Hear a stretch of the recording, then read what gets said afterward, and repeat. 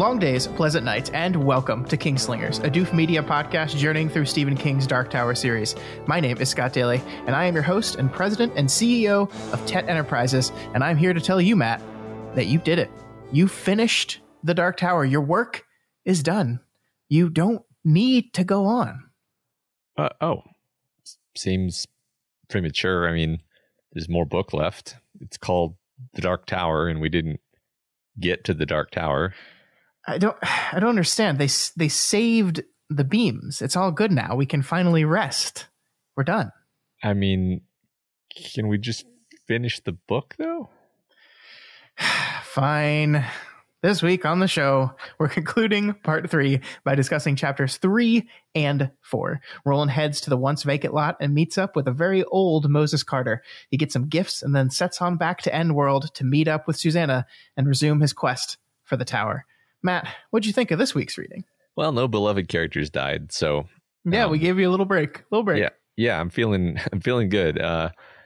It's very, very interesting where we are in the story, right? And I mean, that was sort of the point of the intro joke is, hey, we won, we saved the day. Oh no, we lost all of our beloved characters, and now where are we? Okay, now Roland is going on. Basically, I mean, he does meet up with Susanna by the end, but there's this real feeling that he's just kind of planning to go on his own,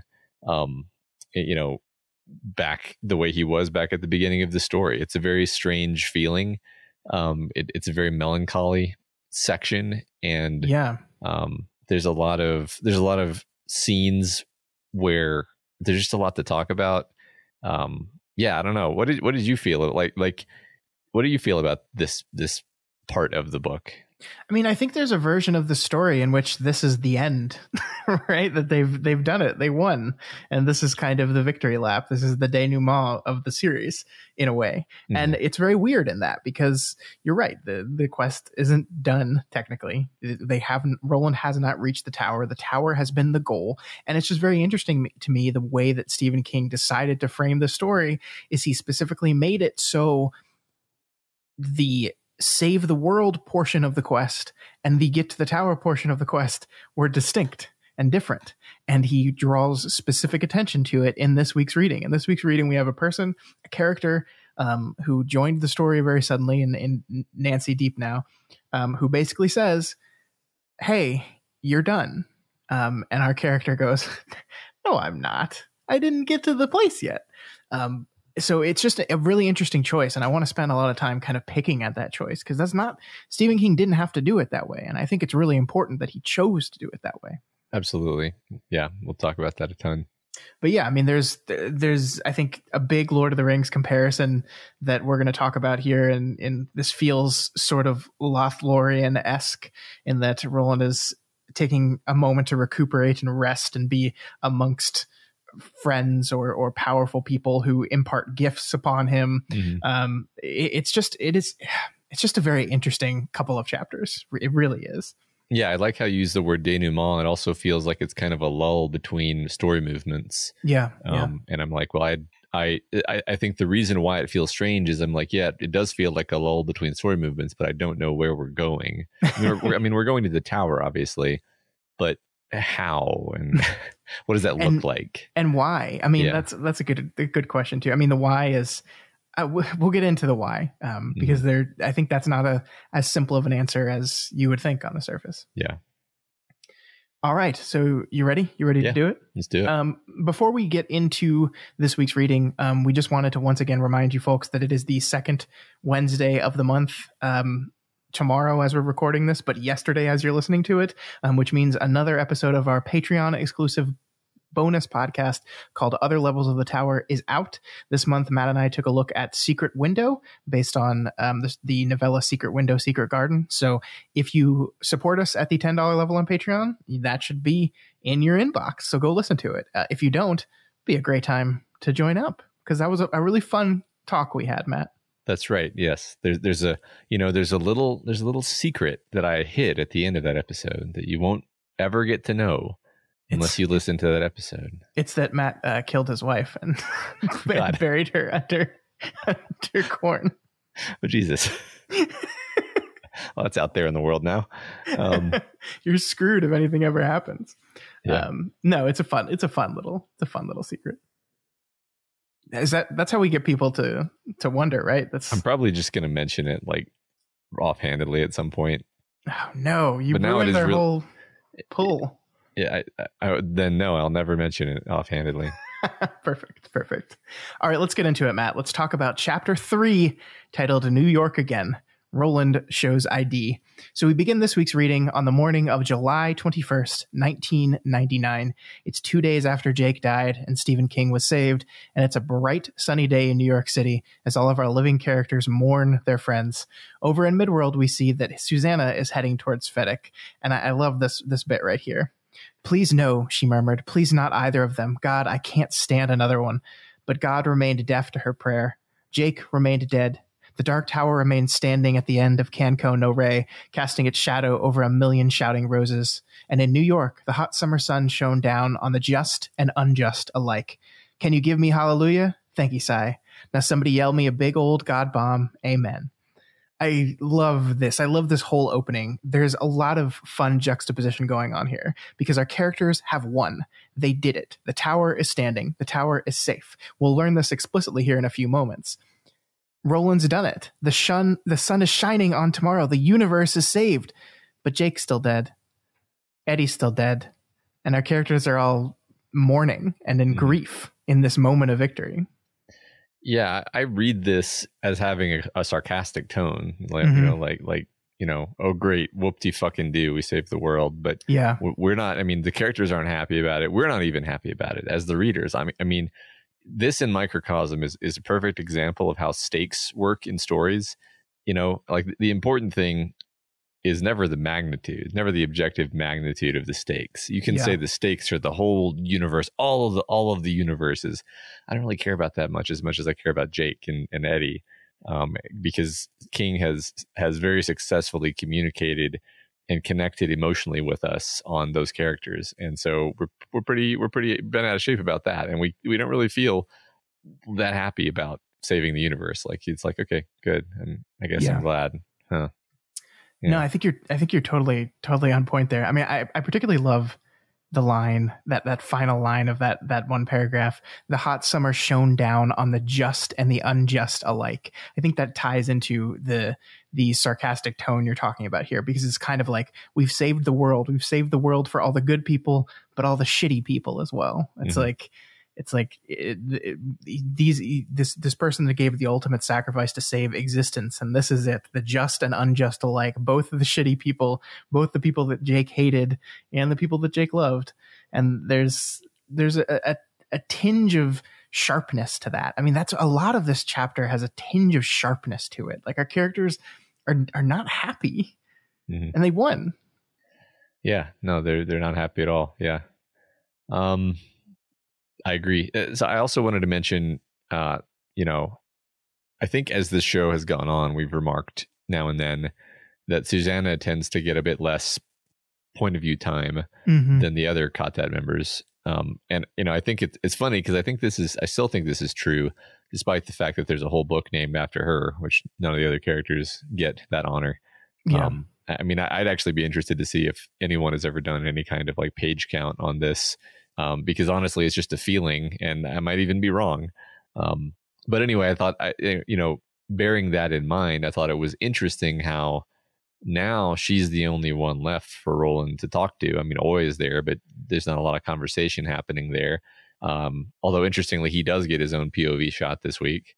So, yeah. I mean, Susanna's always been a really interesting character, and we talked at the beginning, like, I think way back in the Wastelands, we said, "Oh, I wish she got like more to do," and I think she has. She's gotten a lot to do. But I do agree with you that from a point of view perspective, we've not seen in her head as much as Eddie, for example.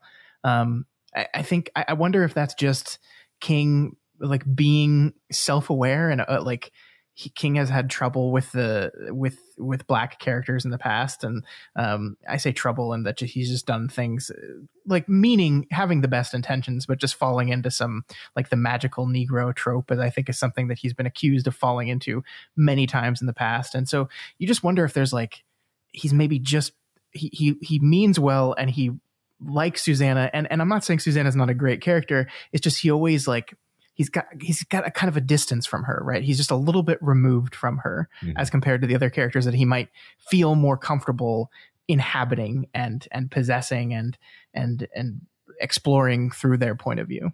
Yeah, I mean that's how I feel too. It's interesting because when she goes off on her own and she kind of has her own adventures, that's some of my favorite parts of the story, and we're fully in her head, and she's a great character, and she's active, she's solving problems, she has her own complicated inner life. She's really a fascinating and she's a character that I love. But it's when she goes back to like the quartet that she kind of fades into the background, and you're more focusing on kind of the Eddie Roland dynamic, the Jake Roland dynamic, maybe sometimes the Susanna Eddie dynamic seen from the Eddie perspective, I don't know. I mean, this isn't a criticism. This is I don't even know if I have a point of the observation other than saying like it really kind of jumped into my mind now, because I'm like, what feels different here? Oh, what feels different is that it's just Susanna and Roland, and that's an unusual dynamic, actually. Yeah, I mean, it is like it is not a relationship or a one-on-one type of thing that we've seen very often in the story. I mean, I think back to the Wastelands, and we had that moment where he taught her how to shoot, and they had this private time amongst the two of them. And then I think there were a couple other smatterings, but I think if you had started the series making a prediction, if I had a list of all our characters and who would Roland find himself with near the end, who would be the only one left, I don't think you would have said Susanna. No, I thought it was going to be Jake. I think I formally predicted that Susanna and Eddie were going to die, and then it would be him and Jake going on alone. But I think we'll have more chance to talk about Susanna at the end when they actually do meet. Yes, absolutely. So Tassenbaum offers to let Roland hang out in their New York apartment so she can bang him a few more times, but Roland is ready to move on. And he says here, "I'd soon do what needs doing and then go back to where I belong." He surveyed the hurrying throngs on the sidewalk bleakly. "If I belong anywhere." And this is the start of depressed Roland, who we see throughout this chapter, at least through the beginning of it especially, where he's just very kind of self-pitying and self-hating here, I think. Yeah, this is Eeyore Roland, more than we've ever seen. I mean, there's been parts where he was morose, but yeah, I mean, it's really coming in thick here for sure. Yeah, and he the other thing he tells Miss Tassenbaum is he needs to head back to Susanna, who's waiting for him, and then he immediately thinks it felt like a lie to him, and a grotesque one at that. Based on everything that happened, part of him thought that Susanna Dean needed Roland of Gilead back in her life almost as much as nursery babus needed rat poison added to their bedtime bottles.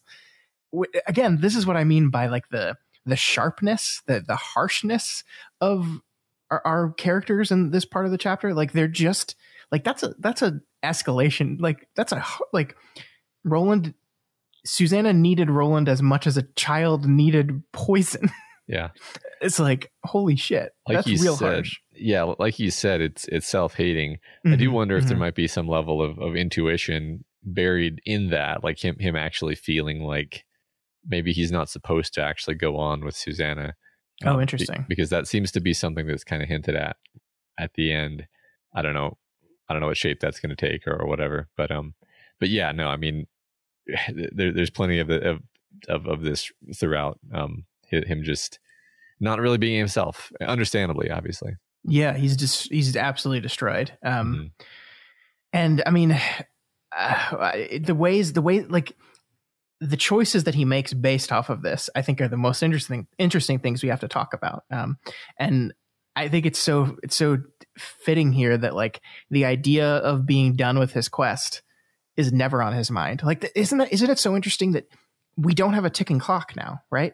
There's no clock. There's no stakes anymore. They've won. And Tassenbaum is like, hey, you can hang out with me for a few days. Like, there's no rush. The only rush is Susanna's hanging out in Fedek and probably needs your help, maybe. But even that, he doesn't feel like that's true. So there's nothing pushing him forward. except for his own plotting nature. Yeah, exactly. That's once again one of the things that makes this part of the story feel sort of tonally weird, where you're just like it's I can't pull a good metaphor out of my ass this easily, but like it feels like if you were in some movie where everyone was rushing to stop a bomb from blowing up or something, and then they stopped the bomb from blowing up, and then instead of like moving into the wrapping up of the movie, instead it just moved into like an entirely different story movement. Yeah. And again, that's not the greatest comparison, because it's like, we know we're supposed to go to the Dark Tower, we know that, but this is it's a strange lull between story movements. Yeah, I mean, but it's again like a constructive, active, knowledgeable choice that Stephen King made here. He could have put the Breaker prison right next to the Dark Tower, right? He could have made it so in order to save Stephen King, you had to be at the tower to do so. He could have made it so all these climactic moments of defeating the final threat that was threatening to topple the tower at any moment required you to be there. Yeah. But he did not. Yeah, right. I mean, there's so much magic. It could have just been like you save King and Jake dies and then a door to the tower opens. And like, I think I would have accepted that as like, yeah, he sacrificed Jake and so he got the door to the tower. Sure. That kind of follows the metaphysics of the story, right? But no, that's a good point. Yeah, it's he intentionally inserted a bunch of space here that wasn't strictly necessary, and it's interesting to consider why. Yeah. So Roland and Tassenbaum head to 2 Hammerscold Plaza and the Turtle Fountain Park on the other side of the street. They stop in the fountain area, and we get this wonderful moment where the singing and the beauty of the fountain kind of lulls Tassenbaum in immediately. She just kind of sits down there and enjoys it. And again, I want to emphasize here how much of a defeated man Roland is in the early going of this chapter. Like he's King is constantly pinging off Roland's grief. Like even when Tassenbaum points something out about the plaza, he says, "Bet your bottom dollar," Roland answers, and was immediately sorry. He'd learned the phrase from Eddie, and saying it hurt. And so King is like hitting that bell over and over again. Like Roland feels shitty. He feels real shitty here.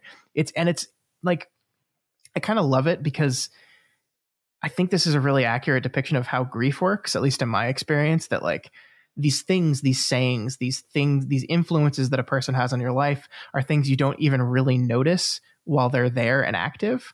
But the second that person is gone, you're shocked to find the things that you say that you never would have thought about, or the things that you think that you never would have thought about, that just immediately remind you of that person. Like, absolutely. Yeah. All these little connections to your life that you didn't realize existed until they're gone, and now they're painful. Yeah. Yep. It's perfect. I love it. Yeah, me too. So I wanted to circle back around to, well, the story circling back around. You touched on this last week that King, I think you said that he was kind of undrawing our quartet and returning him to the state he was back in the Gunslinger. Well, I think there's more of this here for you right here in the opening of this chapter. Because as Roland walks away, Tassenbaum looks at him and thinks this: Roland started away, moving easily, moving like a man who could walk for days and weeks without ever varying his pace. I wouldn't like to have him on my trail, she thought, and shivered a little at the idea. Yeah.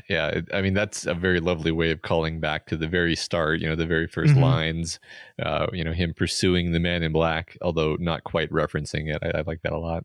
Yeah. And I mean, the other thing I like is that this dry twist that Roland has had for the past 3 books is just gone now, right? So like we had this, they had this feeling, this description of a man who was old, who was near the end of everything and was like wearing out and wearing down. And then they saved Stephen King, and that all got taken back. And he's got this, he's still missing his fingers, but he's got this kind of forward forcefulness, this ability to just keep moving forward no matter what, is now back again. Yeah.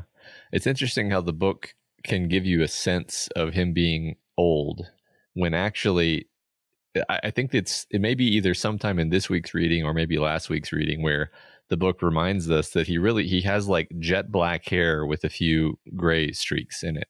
Like it's not like he looks elderly, but but sometimes I forget that he doesn't look elderly because of how he has been behaving lately. Like he's just so world weary, and he's in physical pain all the time, and that just gives you a certain mental impression of what this guy must look like. But it's like, no, he doesn't actually. He's kind of in the prime of his life actually, and now he's fully back to that. So we've like rewound back to the beginning of the story when he was just sort of not literally all the way back, because he was sort of magically aged somewhere in there. But I mean, I almost wonder if there's going to be like a magical de-aging at some point. But like just to literally put him back, but he's it's so interesting. I keep saying it's so interesting. That's kind of my filler for when I don't quite know what to do. Yeah. What the point, like, what is it doing? Like, it's interesting in the same sense where like you see, a clue that something is going on, but you're trying to figure out what, but you don't have any good ideas yet. And we usually get there, but I'm not there yet. Yeah. I mean, like to go back to the Gunslinger again, the one truth of that book is that we knew Roland was chasing the man in black. We knew he was questing for the tower, but we didn't understand why. And the stakes of why this was important were not given to us until kind of the very end of that book, but really not specifically until later books. Like what is going to happen? Why does he need to get to the tower? Why does he even want to go there? All this stuff was filled in later. And so now as we approach the end of this book, we're kind of back to that thing where like, in a few minutes, we're going to have a character that's just like, hey, why do you still want to do this? And Roland's response is basically just like, you just don't understand. Yeah. And we're just like, okay. Yeah, I do want to talk about that when we get there for sure. Yeah. Before we do that, though, there's this moment where Roland is walking away and he turns back. He turns back to look back at the turtle and look back at Tassenbaum. And he sings the song of the turtle to her, which is something we've heard multiple times throughout this story. We all know it by now.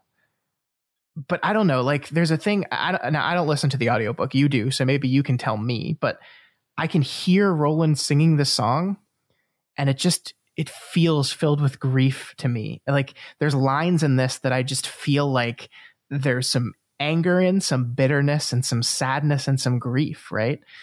Like you look at this, like he sees the truth, but mayn't aid. He loves the land and loves the sea and even loves a child like me. Like I feel in that last line, even loves a child like me. I feel like Roland is saying that, but doesn't believe it. Yeah. I feel like there's a lot more depth, and meaning to the poem, and maybe it was always there, and King was kind of working the story to reveal kind of the hidden meaning of it, or the hidden thematic importance of it. Because, like you said, I mean, the idea that the turtle kind of knows what's going to happen but can't really directly help, it becomes this terrible curse after he sees how much he's lost. Yeah, and just also like the child like me reminds me of the Child Roland poem. And I hadn't quite connected that mentally before, but that was a connection that jumped out to me this time. Yeah, I mean, this time reading it through, that last line really did a number on me, because like I started thinking about like what Roland is thinking as he says, and even loves a child like me.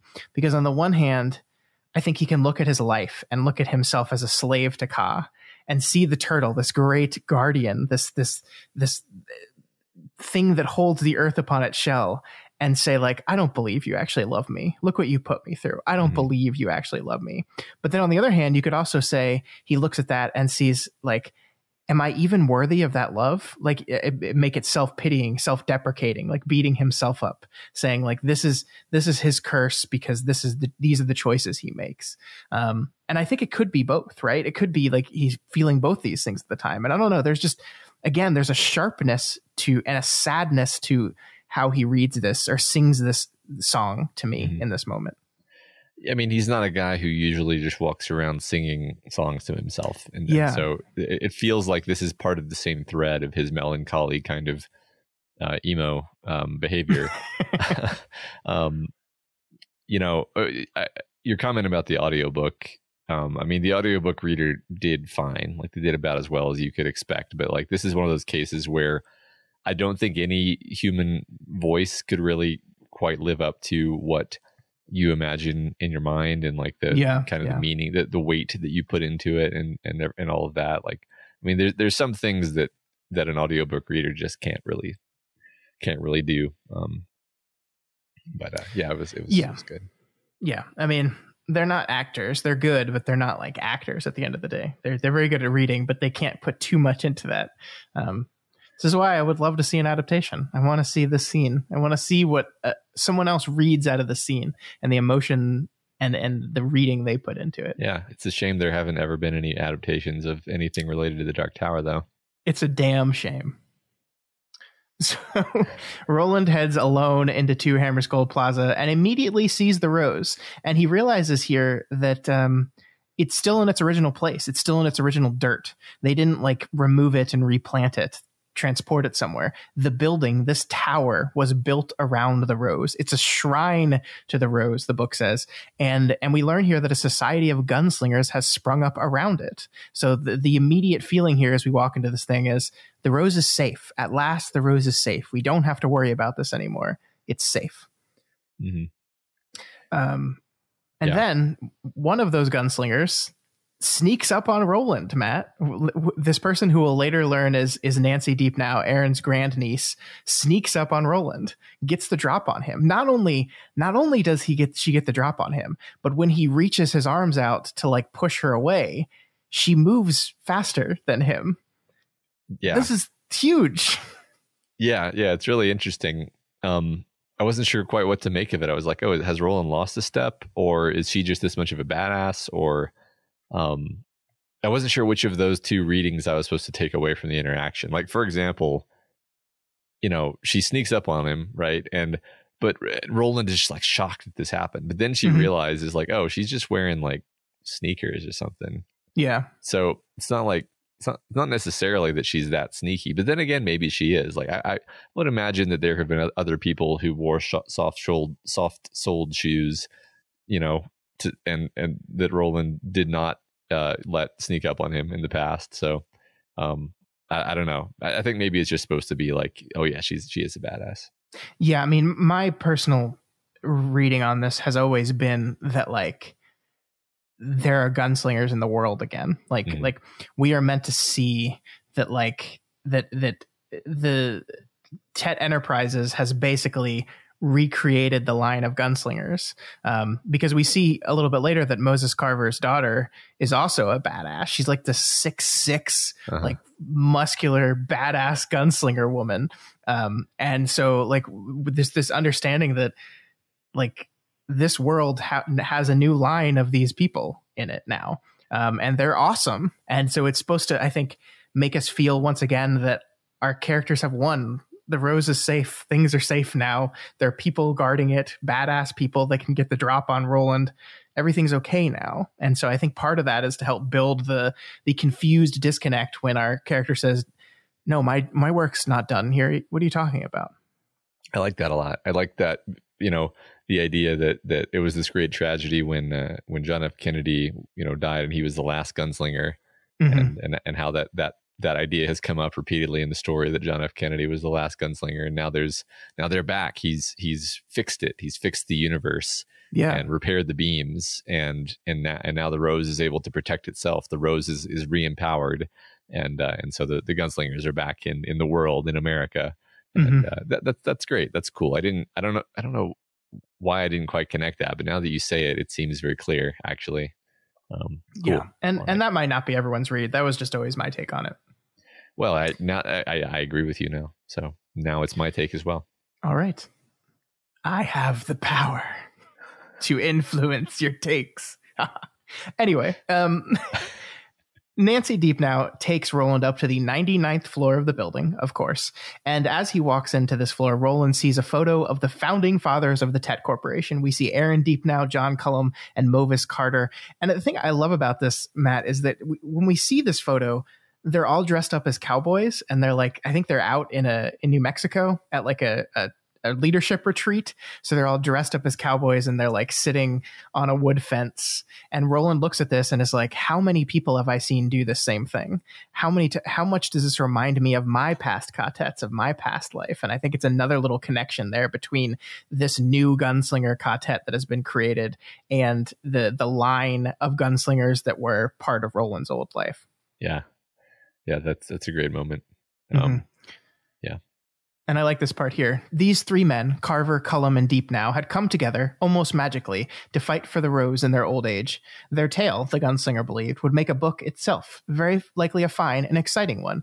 What Roland believed was simplicity itself. The rose had shown its gratitude. So this is like, remember we met Aaron Deepnow, like a man dying of cancer. Moses Carver was an old man already. And John Cullum was not exactly like a spring chicken. And the rose granted them long life and healthy life and all this stuff. But I love this part. It was like, wouldn't that make a fun story? And I'm like, yeah, that would make a really great book. Stephen? I can't tell if you're sarcastically mentioning this because he did write a book about that, or if you just would like to see a book about that. No, he has not written a book about it. I just want him to. I want him to write more Dark Tower books, and that seems like a perfect book. Since he wrote in his book that would make a good book, it seems like he would probably also agree that would make a good book. Yeah. I mean, like you can already tell it's going to be a fun story, right? Because it's these three old guys who already felt like, their best days were behind them and they were just going to slide downhill into some kind of, fairly repetitive retirement. That was, I think it's fair to say that was the future that each of them had to look forward to. Yeah. And their whole lives were upended and they became these warriors for the light.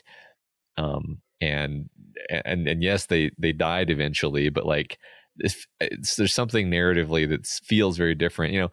Like Eddie dying at like age 23 or whatever feels very different from, John Cullum dying at age, 85 after having, got a whole second lease on life. And and he only died because he was shot to death, not because he died of old age. Right. Yeah. Although now that I only noticed when the word came out of my mouth that this is yet another example of second chances in the story, because these are three men who, it's not like they had ruined their lives, but they were just not. They were fine, they were just living their lives, but then the world came and offered them an opportunity to do something more with their lives, and they took that opportunity. Yeah, even shitty old Calvin Tower gets a second chance, right? Because we learn here that he was helpful to the Tet Corporation as well. He came up with the idea of kind of doing the pooled psychic power stuff by reading it in a science fiction book, and then the name of the Stephen King investigators is the Calvinists, right? So like he had a role to play too still, and so even he got a second chance. Like I would love to see like the early days of these men like staking out their business claim and starting in their quest to defeat evil. I think it would make a fun story. It just sounds like an incredibly fun story idea.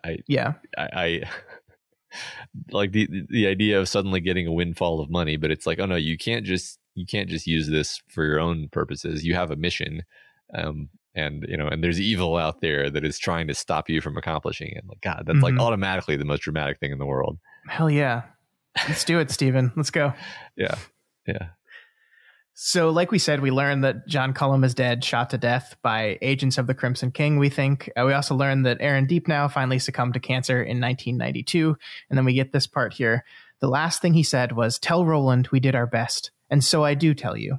"Thank you, Si." He heard the roughness in his voice and hoped she would mistake it for curtness. Many had done their best for him, was it not true? A great many, beginning with Susan Delgado all those years ago.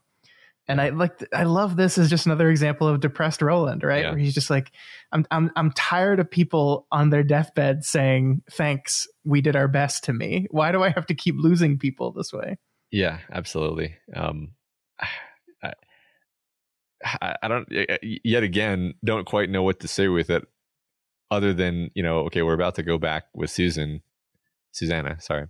And like, is this going to influence his decision? Like, is he going to tell her not to come with him or something like that? Is that kind of what we're building to?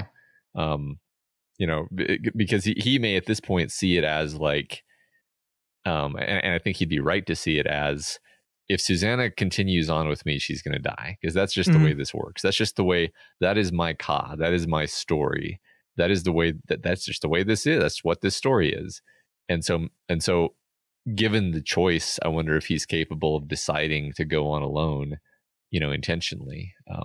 Yeah, we have a big push and pull of this coming up, right? I want to circle back around to this because I think you're picking up on something that King is wanting you to pick up on here, because there is this kind of recurring beat of, does Susanna need me in her life? Do I need Susanna, or should I have Susanna in my life? What is the right thing to do here? I think these are questions both characters are asking themselves. Yeah. I think one, kind of taking it further in that direction, you could say, you know, Roland probably does need her like that, because that's also his ka. Like his ka, his story is, he's the guy who isn't really complete without a cadre of compadres with him. But he's always going to use them up, and they're going to die, and it's going to destroy him. So is he capable of choosing to send her away, or to abandon her, even if he kind of knows that it's going to really fuck up his mission? And I don't know. This is all, I'm just thinking here. But, no, that's fun. I like that. That. So Cullum's gone, Deep Now's gone, but Moses Carver, Matt, that old man's still kicking. Remember, it's 1999. Yeah. And he was the uncle of Odetta, who was in her 20s, I think her late 20s or early 30s, in what? Right after JFK died, so in the 60s. So this is an old ass man. He's still kicking. He's kicking. He's seen the 20th century. Yeah. It's crazy.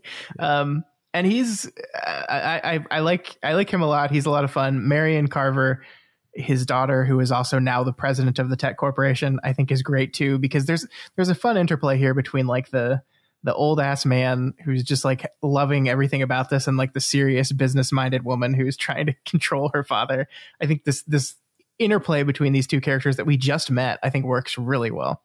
Yeah, it's very funny. It's one of those bits where you fall in love with the characters, and then you're like, okay, hold on, how much in the story are these people going to be? Is this another brief interlude, or are these? Okay, no, we seem to be leaving them behind. I think we're probably not going to see them again. But you know, he spends so much time kind of characterizing them and showing you their interesting dynamic, and kind of prompting you to imagine, like, what must this be like to work with these people.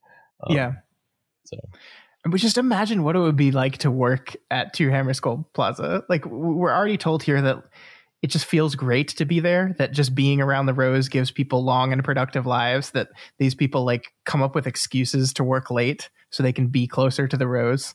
Like, just imagine. Like, I kind of want a story of a day in the life of like a low-level executive in the tech corporation. Yeah. How much do the basic low-level employees know about what's going on? Yeah, that's funny. I would guess probably not much. You know, I would guess that they don't tell them. It sort of seems like the kind of thing where like everyone is psychically smoothed, if that makes sense. Like they somehow manage to never notice the magical, you know, healing power of the rose. They're just kind of like, oh, that's interesting. Anyway, gonna go on with my day now. So yeah. Imagine being an accountant for the tech corporation. Like, you work for like the coolest fucking company ever, but also you're an accountant. So you're not doing anything special. I can make this joke because I am an accountant, so I'm allowed to be mean to my profession. I'm allowed to do that. But accounting seems like a very important job, Scott. It's boring. It's boring. Yeah. I was in public accounting for years, and I got to work on a bunch of clients, and people would be like, "Oh, cool, you're working on that client?" I'm like, "Yeah, I'm just in a room looking at controls." Like, there's nothing cool about it. Doesn't matter who the client is. Oh well, AIs will be doing all of our jobs soon anyway. So thanks. As long as I get some sort of universal basic income, I'm fine with that. It can do my job. Yeah, we'll see about that. We've veered into politics now, Matt. Yeah. So let's go back to Marion, Nancy, and Moses, who all want to palaver with Roland. They have news for him, they have advice for him, and they have gifts for him. But first, they need him to identify himself. And he does so by showing them the scroll work on his gun. "This is Arthur's mark," he said, tracing it himself. "The only mark on the door of his tomb, do ya? 'Tis his din mark. It means white." This is cool, right? Like, this is something that has never really been touched on in the book, that like we knew his guns were engraved, but like we didn't quite, and we knew he was of the line of Arthur Eld, but like used as a form of identification. Like, this is the subheading of this chapter is Roland shows ID, and that's what this means. Is of course it's on his gun too. Yeah. I mean, they equate the guns to being basically Excalibur, which is a fun idea. But I mean, I guess we know they're ancient. I don't remember if we know how ancient exactly, but I guess I figured they were super, super ancient. Yeah, I mean, like, we're described as they're very like time worn. Like the grips especially have been like worn, and they probably replace the grips every so often. So yeah, right. I'm reminded of how like part of his ritual is like breaking down and cleaning and oiling the gun, which would be necessary. Otherwise, it would eventually kind of wear away, I think. Yeah, that's another thing we didn't really talk on after the death of Eddie and Jake, that Roland has both of his guns back now because the people that were using one of them are gone now. Yeah. Wow. What a fantastic metaphor for the idea that he's just not complete without other people, because he literally can't use two guns now. Yeah, that's true. He doesn't have his fingers. Like, that was like, even at the time, I think we may have remarked like, yeah, so he's lost his fingers. He needs help. He literally he can't function at his peak anymore without help. And yeah, now it's like if Susanna's not going to be with him to hold one of the guns, then he doesn't even need two guns. It's superfluous. Yep. So that identification process done, they head to Marion Carver's office. And another like test they have for him is they ask him to tell what he read on the plaque outside of the rose. And Roland does. The plaque says, "Given by the Tet Corporation in honor of Edward Cantor Dean and John Jake Chambers." He paused. Then it said, "Kama Kamala, Priya Toy, Gan Della," which you might say as white over red, thus gone wills ever. "And to us it says good over evil. This is the will of God," Marion said. So we learned that this only recently changed, right? We've seen what was written on this plaque before, and we saw before that what it said was basically like given by the Tet Corporation in honor of the Beam family. But it has changed because they've succeeded. They've won. And now it is mourning the loss of the two people that they had to lose in order to succeed. Yeah, it's so it's a magical plaque commemorating the victory, but also, of course, commemorating the sacrifice. Yep. But of course, Roland doesn't feel like there's any victory. So no. But I mean, yeah, like, I guess I don't know what exactly to say there, other than like the beam itself, or the rose itself, or whatever, is responsible for what this plaque says, right?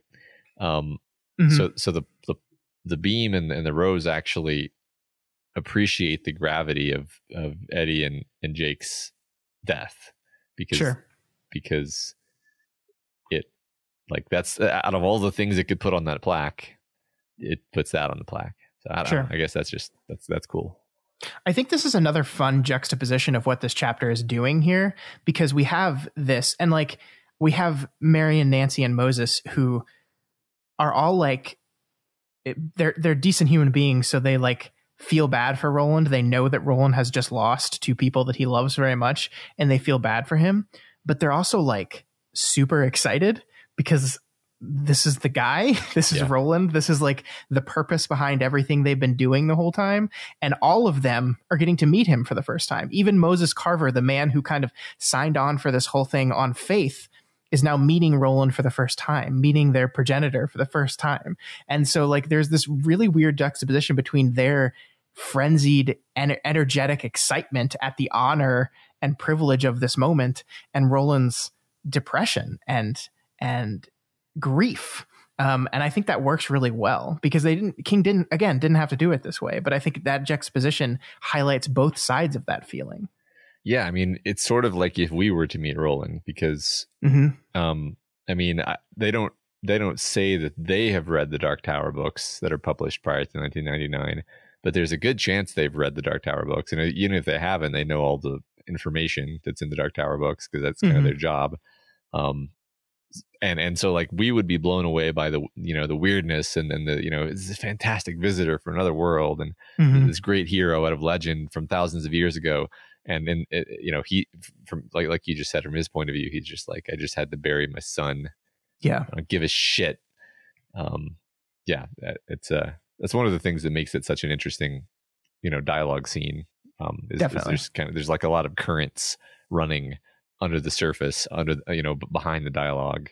So yeah, and this is when they make it textual that they've won. The point is, Roland, we believe it. We're sure of it, and King's safety over the next few years means that your work in the matter of the beams is done. Ves Kagan.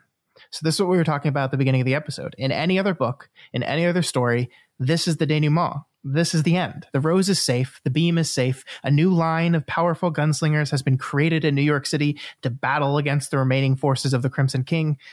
And we're confident that they're going to be able to do that job. It's over. In another story, it's over. But this is not any other story. This is the Dark Tower. And in this story, of course it's not over.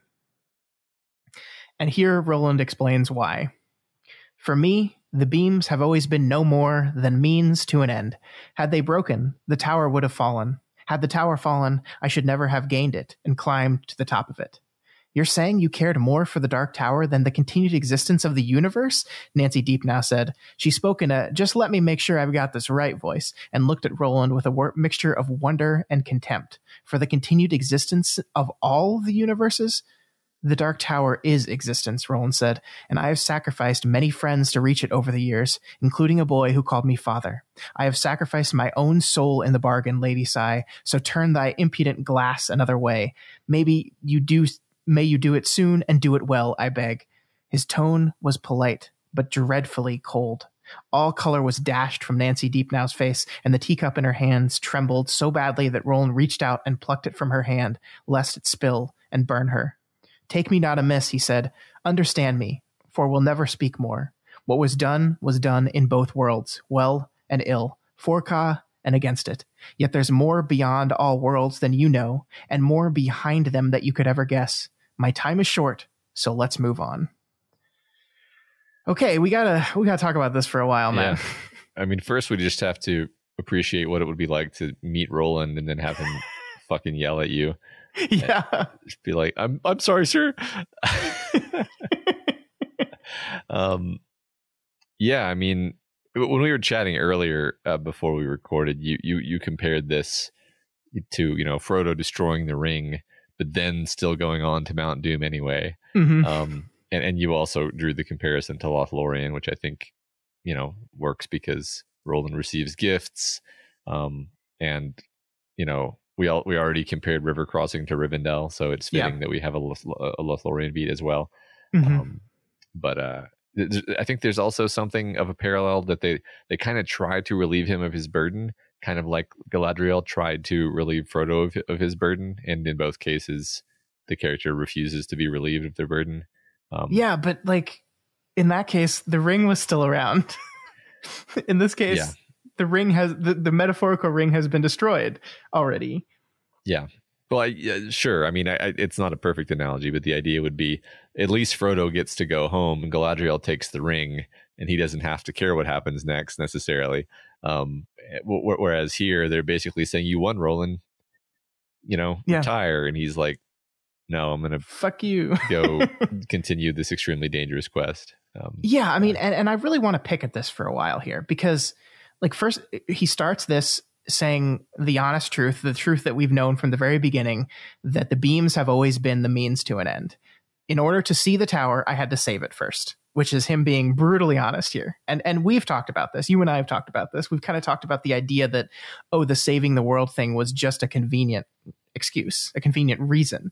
But what Roland really wants more than anything is to see what's at the top of the Dark Tower. Yeah. And it needs to stand for him to see that. And so this is brutally honest here. And again, this is what Roland does here. I have sacrificed many friends to reach it over the years, including a boy who called me father. I have sacrificed my own soul in the bargain. He's using a sunk cost fallacy here to like, if I turn away now, all that sacrifice was for nothing, which of course is not true, because you just saved the fucking universe. Yeah. Yeah. It's very interesting because of how unpersuasive it is. And like, and I'm not saying, King has made a mistake by not making Roland's reasoning persuasive. I think this has always been true, where, like, imagine that this is sort of a conversation that happens over and over with Roland, where like you can imagine that you're talking to Roland and you're like, okay, Roland, why do you want to go to the tower? And Roland's like, the tower's existence, it's the hub of the universe. And you're like, yeah, that's cool, but like, why do you want to go there? Like, I get that it's cool to climb to the tower, to climb to the room at the top, and to see what resides there. And you're like, yeah. What? Why though? Like, what is it? Like, I don't understand the compulsion. Like, I sort of understand the curiosity. Like, if you told me there was a room where God lived and it was like at the top of Mount Everest, I'd be like, oh, that's really interesting that there's a room where God lives. But I don't think I would like ruin my life to go see the room. Maybe some people do. Like, maybe some people would immediately just be like, I have to see the fucking room, I don't. Yeah. It's interesting because it's like part of me thinks that it's not meant to be persuasive, that it's meant to just be like, you imagine some musician who has like ruined their life to pursue their art. And you're like, I just don't understand why you would do that. Yeah. And you can't really understand. Like, I mean, it's like when they asked Hillary why he climbed Everest, right? And the answer is because it's there. And you're like, okay, I guess that's an answer. Yeah, I guess I can see how that would work for you, but I find it hard to relate to. And again, none of this. It's just like Roland is such a strange person, right? He's not meant to be the kind of person that we can all just be like, oh yeah, sure, the Dark Tower, that makes sense. Yeah.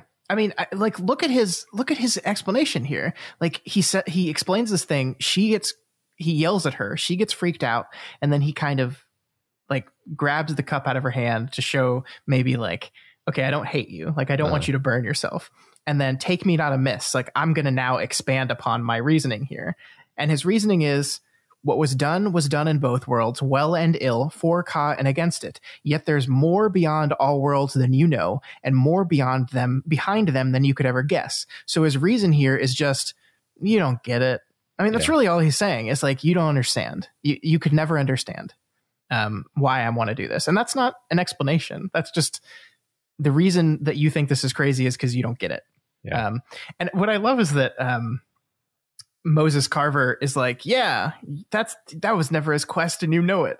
And it's perfect to me because Moses Carver is a man who like completely changed the entire gear of his life when some random guy from Maine showed him a cross, and it made him feel something he had never felt before, and then like completely reoriented his life around this new project. So it makes total sense to me that Moses Carver is just like totally on faith here. That is just like, if Roland says it's what he's got to do, then it's what he's got to do.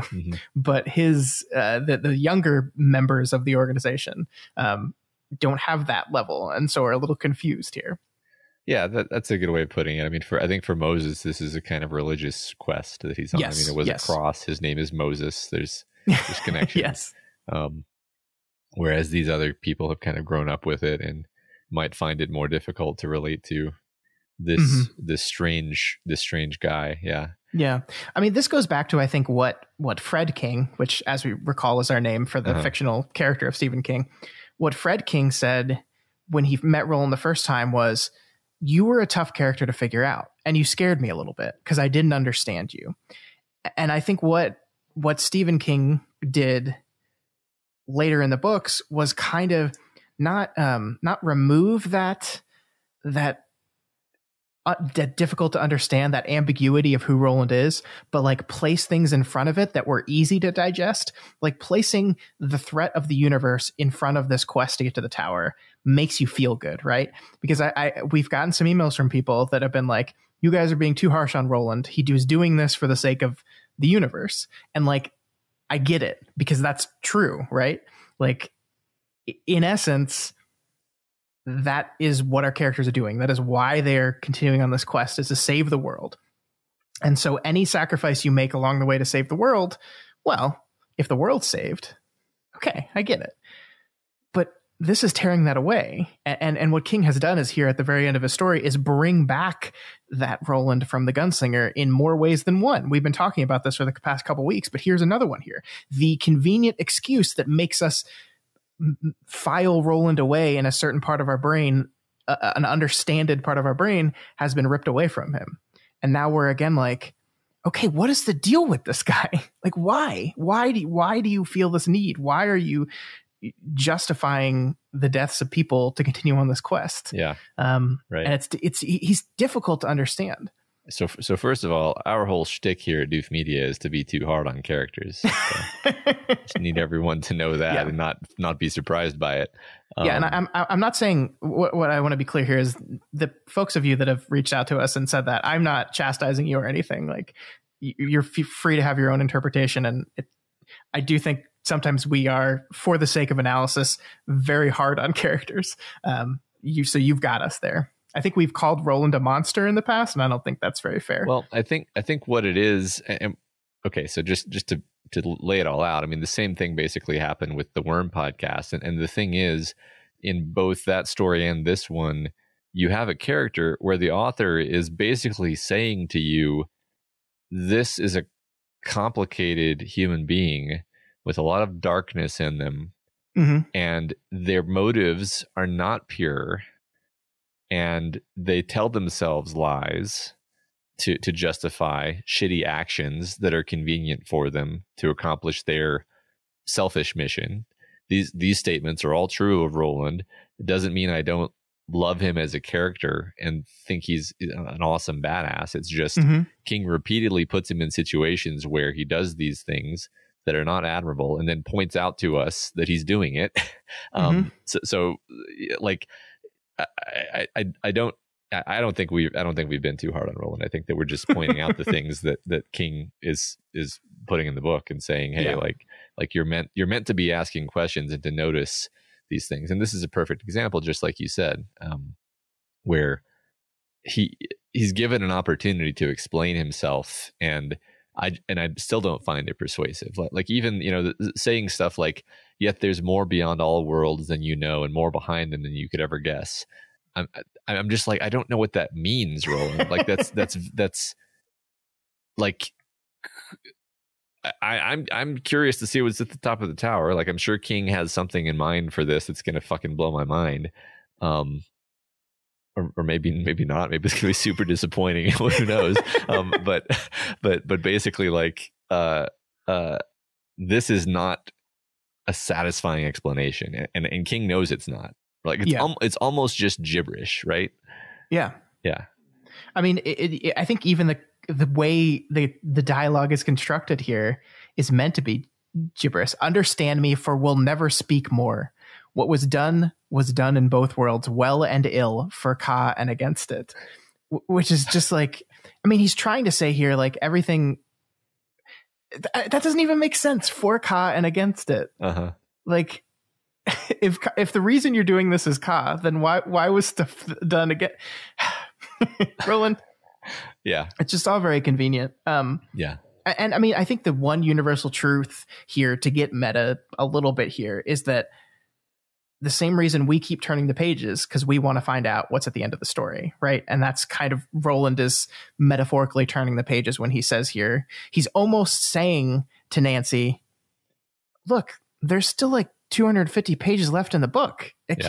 I'm not done. Obviously I'm not done, because we're not on the last page. I mean, I think that's exactly 100,000% what King is doing with this book, because Roland is doing the same exact thing we're doing, where we're saying, I just got done telling you last week that I was mad at Stephen King for killing Jake. Okay. Now, was your response, oh, okay, Matt, so you're done with the book? You're not going to read it anymore? Well, no, of course I want to find out what happens next in the book. Are you crazy? Because despite the fact that the book makes me fall in love with characters and then kills them and takes them away, I'm not going to stop my journey to the tower just for that. In fact, in a sense, that's why I'm reading it. Is to like not because I love character deaths, but because I love the feelings and you know the feelings of connection and humanity and you know the highs and lows that fiction brings. So Roland is absolutely a metaphor for us plodding through page, you know, turning the pages like a plodding, unthinking. Yeah, that's what it is. I think that's what it is, Scott. I love it. I love it. Maybe we'll circle back around to this again before all is said and done here. Okay. But the point is that being done, that explanation, if you want to call it that, being given, it's time to give him some advice and some gifts. The first thing they give Roland is to let him know that Eddie passed on some vital information to Jake, who probably passed it on to Oy or Tassenbaum. This, of course, as we'll learn a little bit later, is the Dandelo bit.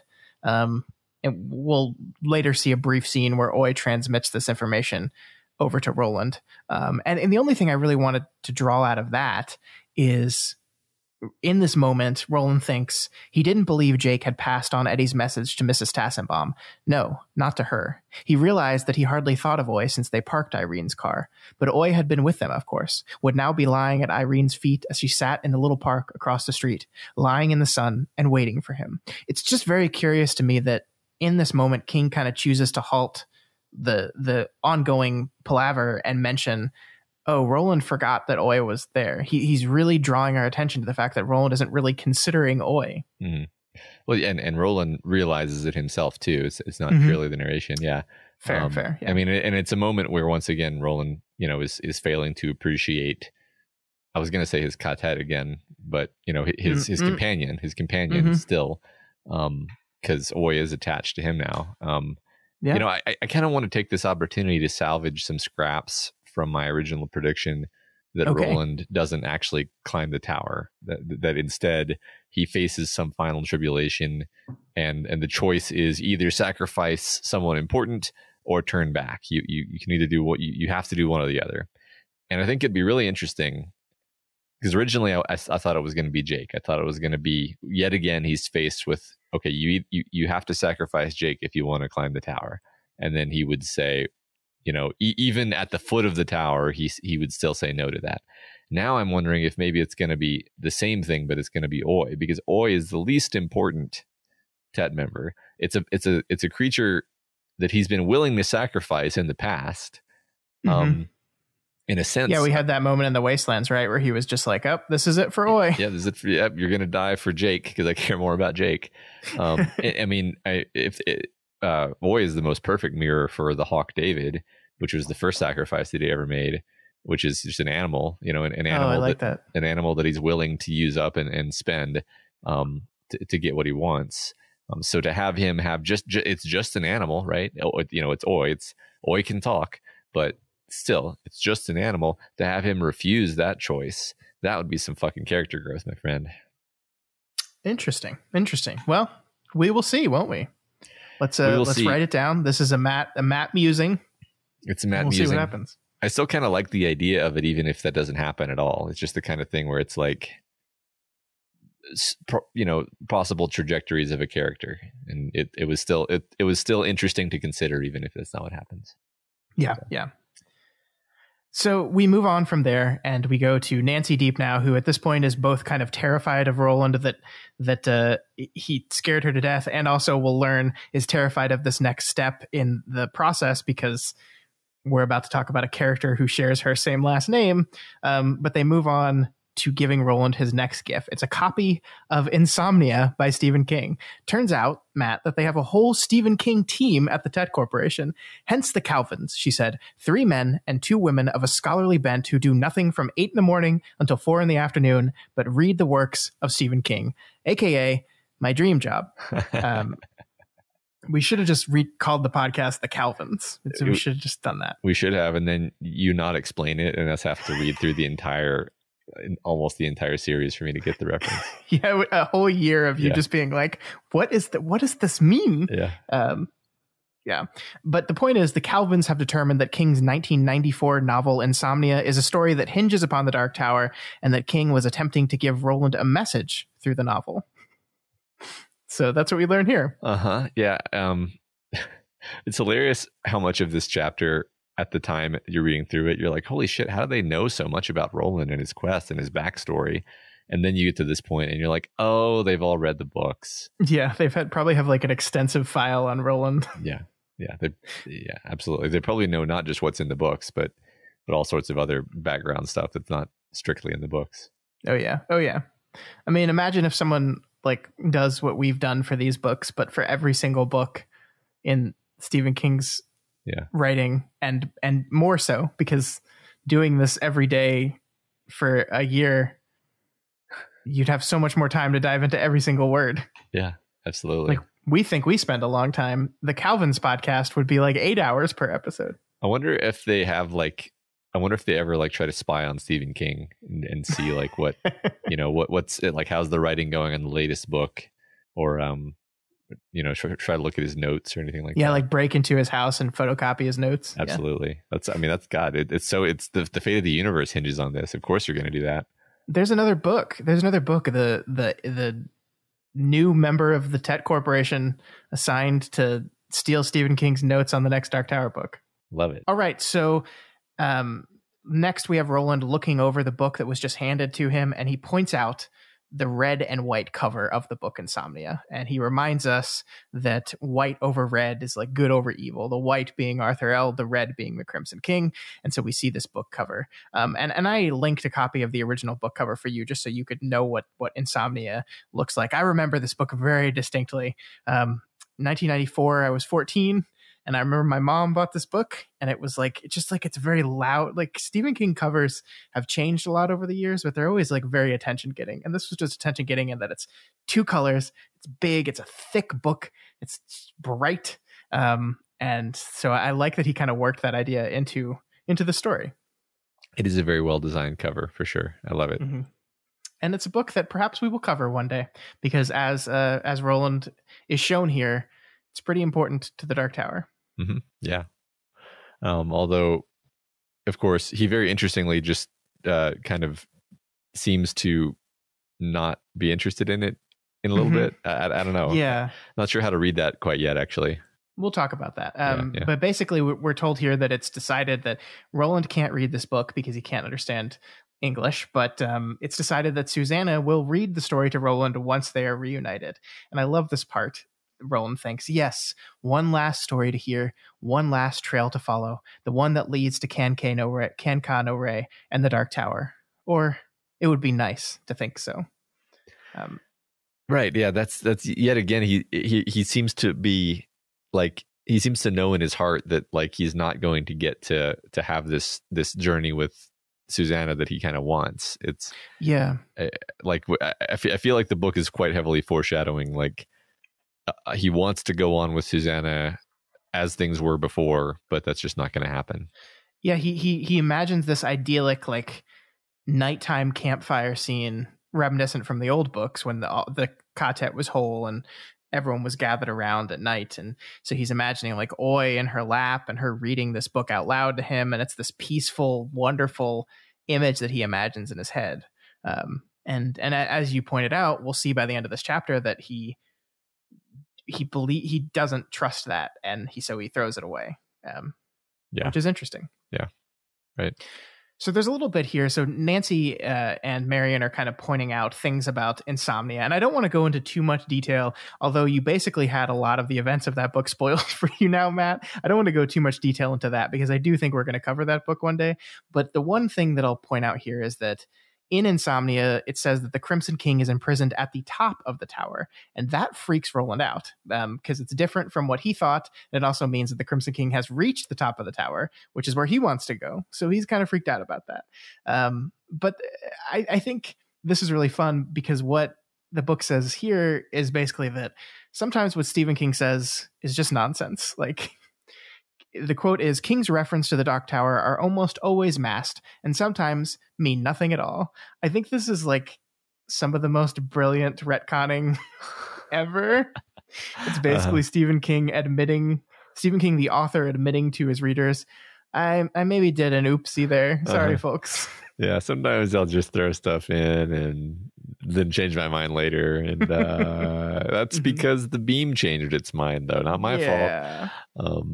Yeah, I mean, it's interesting. So Roland has suspected that the Crimson King is imprisoned. Certainly would explain a lot about the crumminess of the world if like this mad king were in charge. But yeah, I think I read this like you were saying as just like, yeah, he's not actually at the top. But we're being effectively reminded how bad it would be if he were at the top. And so maybe we're kind of just prompting the reader to remember, hey, like these are the stakes. The stakes are if the Crimson King did get to the top of the tower, that would be like super bad. So yeah, I mean, that's a good point. I think we pointed out at the end of last week's episode, as we were kind of trying to figure out where the hell the story is going to go next, that Crimson King still lives, Mordred still lives. So there are these threats out there, and we don't know what is the possibility if those threats are not taken care of. It doesn't seem like there's a clear and present danger right now, but it doesn't mean those threats don't exist. So there is a possibility that like we're kind of hinting at what the stakes are going to be from now on. Yeah. All right. Before we get to the next gifts, I wanted to give you an opportunity. This is my weekly. Here, Matt, you get carte blanche to talk about Lord of the Rings. So I'm glad we're doing it because it's been a while. I mean, we talked a little bit about this being a Lothlorien parallel. I did want to just kind of toss some more unrelated ideas into the ring, if that's okay right now. That's what this section's for. Go for it. So just going back a bit, I was trying to decide if the battle at Algolciento qualified as either matching up to the Battle of Pelennor Fields, where Theoden dies tragically and the heroes win, which is, paralleling to Eddie dying tragically and the heroes winning, or as the destruction of Isengard, where this is parallels in the sense that it's kind of the heroes coming in and basically massacring a defended fortified position, but there's no heroic death there that I can recall.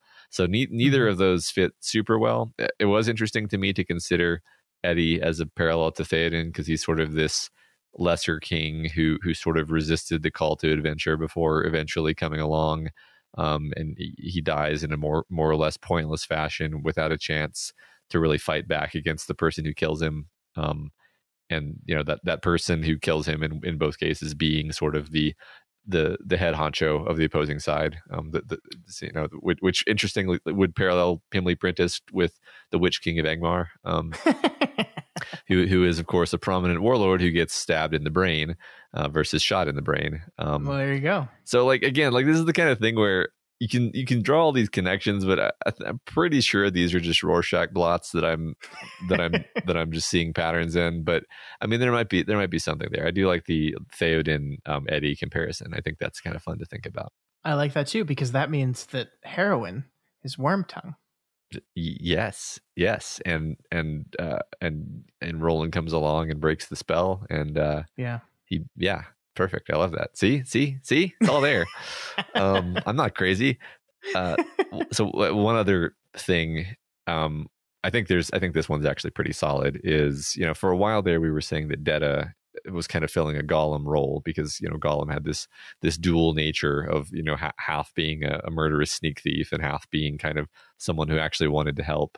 And I think that fit at the time we were talking about it. But now Detta is a lot more just kind of generally helpful and pacified in many ways. So I now think that Mordred fits with Gollum much better because Mordred is this small murderous monster that's shadowing the heroes and stalking them. And I remember the scene where Roland and Jake sit outside the cave and basically have a conversation about the fact that Mordred is stalking them. Reminded me very much of Frodo and Gandalf's conversation about like, yeah, Gollum's definitely stalking us, and that like the very very very similar moment. So yes, Mordred is Gollum. I like that because I mean the were spider of that works for the two-sidedness for sure. So yes, absolutely. Yeah. All right. So the trio give Roland a absolutely beautiful Patek Philippe. I don't know how to pronounce this word. It's a very because they're like thousand. It's the most expensive watches in the world. If you Google this company right now, you will see watches that are literally like $100,000 on their website. Like this particular watch is $19,000, which is perfect. But here, I just Googled them again. Here's a $39,000 watch. Here's a $280,000 watch. Here's a $40,000. They're insane. They're insanely good watches. So they give $480,000 watch on eBay. Yeah, I don't understand why that is. That seems okay. They're a Swiss watch company. They're supposed to be incredible watches. Okay. But I would never spend that much money on a watch. But hey, when you've played the stock market with info from the future, you can afford a really special watch. Yeah, just to give to some gunslinger guy. Yeah. So we learn that this gold watch is engraved with a key, a rose, and a tower, and that it has a beautiful message to our gunslinger in it from these three people. And we learn here that it's supposed to either stop running or start running backwards when Roland has reached the end of his quest, when he's getting near to the tower. So it's kind of like a signal for him, which, like, I guess that's useful, except like it's a big old tower and it's only in one direction. It's not like you're going to get lost. Yeah, I don't know. It is an interesting idea that like time, we've talked about how screwed up time is, that like time might be so screwed up that it might literally run backwards once you get to the tower. Yeah. Which has all sorts of interesting implications when you consider that, like, does that mean you're time traveling? Like, are you going back in time? I don't know. Who knows? I mean, it is the center of everything, space and time. So yeah, exactly. Yeah. I was actually kind of caught off guard by how like emotional the reaction was to the watch scene. Like he opens the watch and like everybody's crying. I was not expecting that. Yeah, I just feel like this is a culmination of a thing that they were thinking was, or knowing was going to happen for a long time. And so they're very emotional as they hand over this thing. And I mean, like, I love that this is pointed out. In our world, Roland, giving a man a gold watch has a special significance. What would that be? Roland asked. He held the watch, easily the finest timepiece he'd ever had in his life, up to his ear and listened to the precise and delicate ticking of its machinery. That his work is done and it's time for him to go fish or play with his grandchildren, Nancy Deep now said. So, like, even here at the end of his explanation, she says right after this, but the reason we're giving it to you is to have another purpose. But she can't help but like dig into that. A gold watch is a retirement gift. A gold watch is a retirement gift that is given to people when they are at the end of their job, when they've accomplished everything they need to accomplish and they get to go rest into retirement now. Yeah. Even after she just got yelled at, she can't help getting that dig in. Right, which is just, once again, I think supporting what you were saying, in that Roland's explanation is not very convincing. Nancy was not convinced by this, right? She didn't hear what he had to say and suddenly like, oh, I get it now. Right. She's probably still just as uncertain about why he's doing this as ever, but she's still going to do her duty. She's still going to provide him with the information and the things he needs, but she doesn't quite understand it. Right. So they warn him of Mordred once more, and then Moses Carver gives Roland back his cross, returned from John Cullum, because Ka is a wheel. I really love this moment, right? It's a very beautiful moment. This is the cross that Aunt Talitha gave Roland back in River Crossing, the one that he promised that he would lay at the foot of the tower for her, and now it's come back to him here. So everything's lining up for the end. Yeah, I mean, and also, you know, this is another moment where things are going in reverse, right? He gave the cross away. Now he's getting the cross back. Sort of things are returning to the way they were before, basically. Yep. Although he didn't start the book with the cross, so it's not like it's perfectly symmetrical. He did not. But if he's going to lay it at the foot of the tower, he's not going to end the book with the cross. That's true. So Roland leaves the trio and the Black Tower and heads to collect Irene and Oy. I love that the Tet has arranged a limo which will take them back to the Dixie Pig and Roland back to Fedek. And on his way, Roland and Irene say their goodbyes, and they talk about Stephen King for a bit here.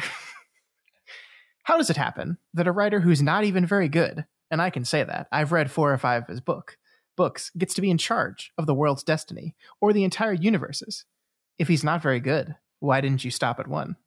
Mrs. Tassenbaum smiled. Touché. He's readable, I'll give him that. Tells a good story, but has a tin ear for language. I answered your question, now answer mine. God knows there are writers who feel that the whole world hangs on what they say. Norman Mailer comes to mind, also Shirley Hazard and John Updike. But apparently in this case, the world really does. How did it happen? Roland shrugged. He hears the right voices and sings the right songs, which is to say, Ka. I just love this whole exchange. This has got to be a conversation that he's had or that he's overheard or something. Yeah, he's not a very good writer. I've read 10 of his books, and there's yeah. I mean, it's funny. Even before this podcast, before I had read more than one of his books, I already had the opinion that I was like, it's funny how some people will casually rag on Stephen King as a writer when he's the guy who has made like 50 bajillion stories that were so great that people just had to go and make movies and TV shows out of them. So like, obviously he's a fantastic storyteller. And this was, of course, before I read his books. And so I could say like, well, maybe he does have a tin ear for language, but he's certainly a fantastic storyteller. And of course, now that I've read more of his books, I'm like, no, he doesn't have a tin ear for language. Fuck you. Yeah. And you wonder how much of this is King defeating an argument that he's heard about himself before, and how much of it is him just being a self-deprecating, like you're your own worst critic type person. I feel like this is kind of both, because like this is a fairly typical critique you hear about King, and just like it's such a devastating response to just be like, then why do you read so many of the books if you don't think they're very good? Like right.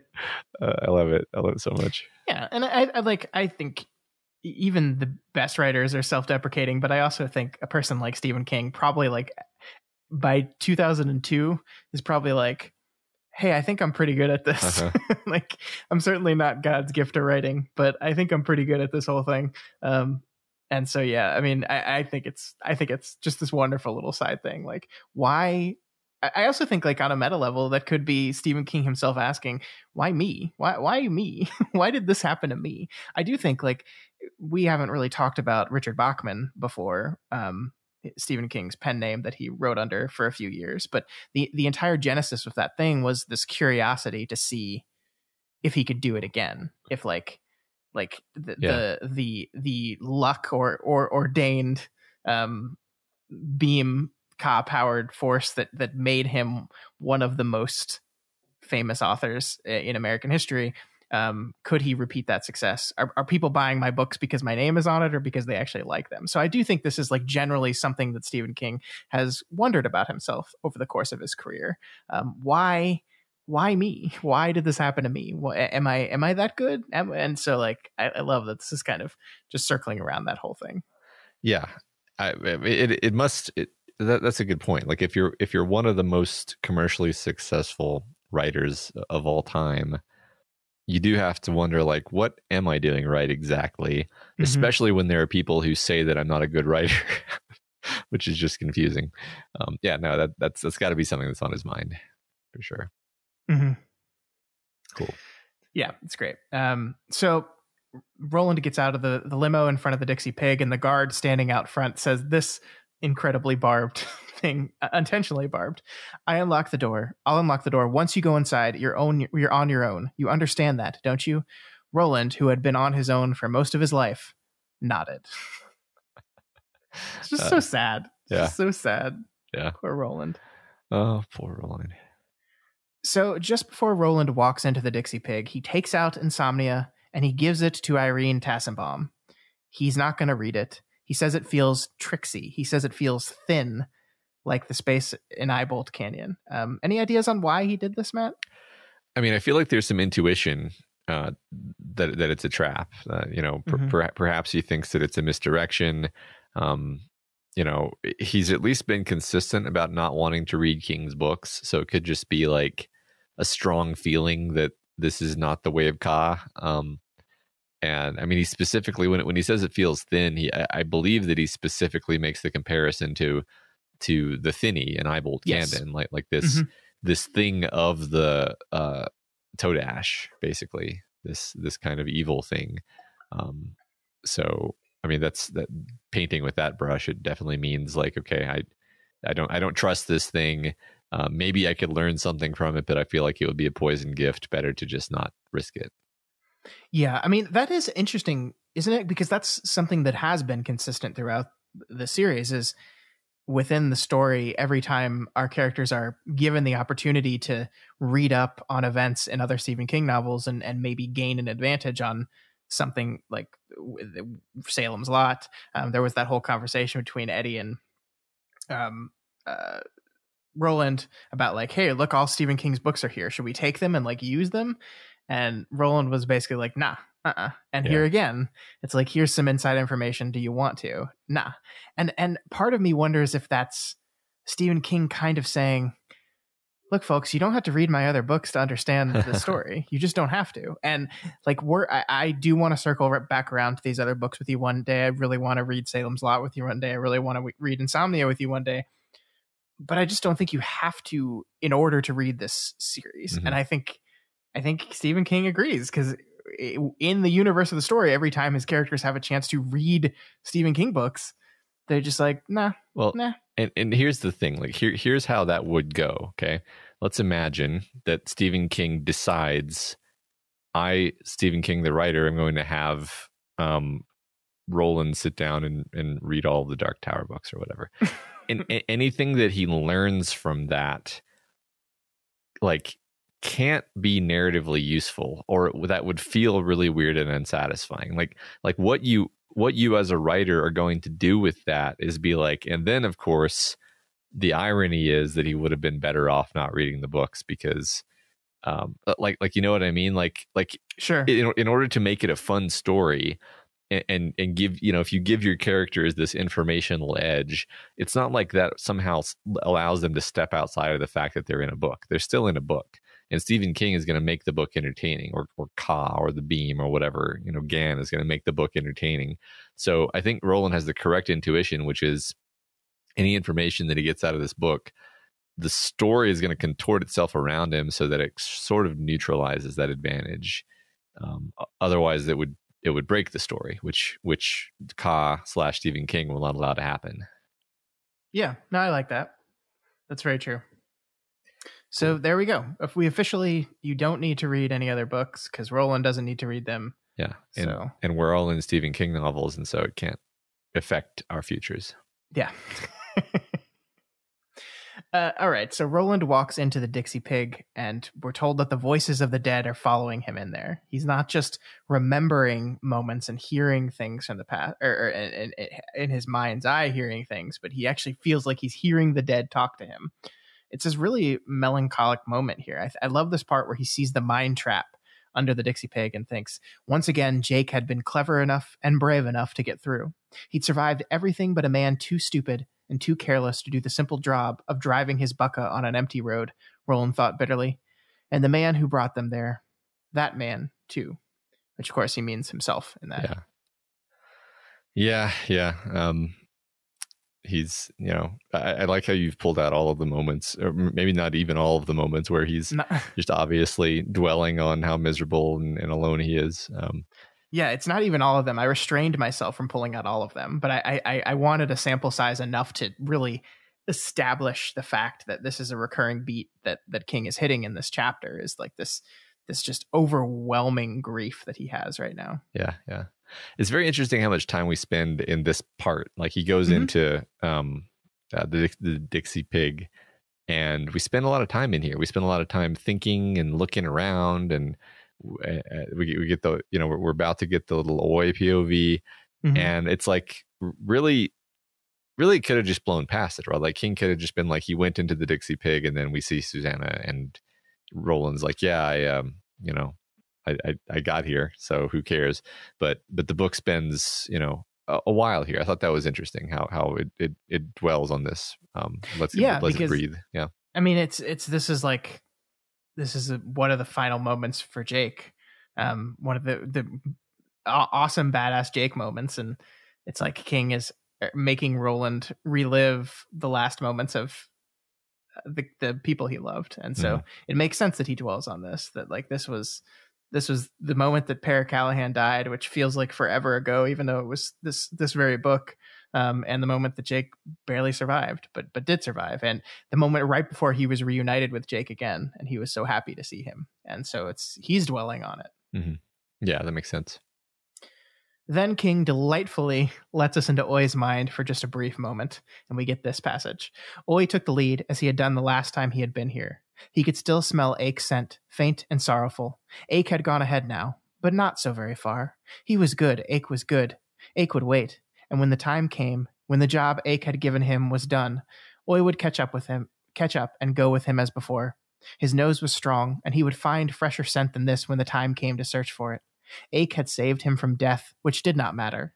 Ake had saved him from loneliness and shame after Oi had been cast out by the Tet of his kind. And that did. In the meantime, there was this job to finish. That's so great. Love Oi. Now that we've seen in his head, he's probably not actually the reborn soul of some character, I guess. But still, I love this. And yeah, I mean, I feel like now that we're down to so few characters, it makes sense to jump into Oi's head every once in a while. Mm-hmm. I love too, like, there's this really interesting thing about life and death going on here, right? Like, you talked about second chances here, and we've had Eddie who died, but was thankful for his second chance. You had Jake who was given multiple chances and got to have a father that truly loved him, unlike the father he had before. And then we get this moment here where Jake had saved him from death, but that didn't matter. The important thing is that Jake saved him from loneliness and shame. So life is precious, but life, is not eternal. But the important things are the way you make someone feel, the kindness that you reach out to someone, the purpose, the home, the family that you give people is more important than just whether or not I'm going to live or die. Yeah. And I think that's true for all of these characters. Yeah, no, that's really cool. I didn't think of that for Oya, but it's safe to assume that it applies to everyone. Yeah, that's great. Yeah. So Roland and Oi find the door and prepare to walk through. And as they do so, Roland remembers more of the dead. He remembers his mother singing the Chasset lullaby, which is, of course, we know the password for the store. And the chapter ends with this. So far I've traveled, he thought, with his hand splayed on the ghostwood door. So far I've traveled, and so many I've hurt along the way, hurt or killed. And what I might have saved was saved by accident, and can never save my soul, do I have one. Yet there's this much. I've come to the head of the last trail, and I need not travel it alone. If only Susanna will go with me. Mayhap there's still enough to fill my basket. Boom. Mm-hmm. Yeah. So powerful. Yeah, and this is kind of the push and pull and the uncertainty of this whole thing, because you're right that he feels like it would be better for Susanna if maybe he doesn't hang out with her. But then in this moment, he's like, I need her. Mm-hmm. Like, I don't want to travel this final trail alone. I need people to fill my basket. I need there to be enough to fill my basket, metaphorically, and I need Susanna to come with me. Yeah, he seems to be wavering back and forth. Like, there are moments when he's like, it's a shame that Susanna's not going to come with me, and then maybe she will go with me, and I don't have to be alone, and kind of back and forth on that. Yeah. And so we move into our second chapter of the week, a much shorter chapter than the first, chapter 4, Fedek, Two Views. So this chapter, like the one before it, opens up talking about just how fucking beautiful it is outside. This time it's talking about Fedek itself. Today, however, the deserted village is almost too bright to look at, although we'll no doubt see it better once our eyes have adjusted from the murk of Thunderclap and the passage beneath the Dixie Pig. Every shadow is crisp. They might have been cut from the black felt and laid upon the ogden. The sky is sharp and cloudless blue. The air is chill. The wind whining around the eaves of the empty buildings and through the battlements of Castle Discordia is autumnal and somehow introspective.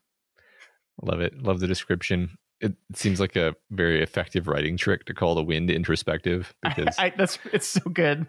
Because basically King is just saying, okay, look, this is the feeling I'm going for. I know that the wind can't actually be introspective, but you get it. And yeah, and it somehow works. It works. Yeah.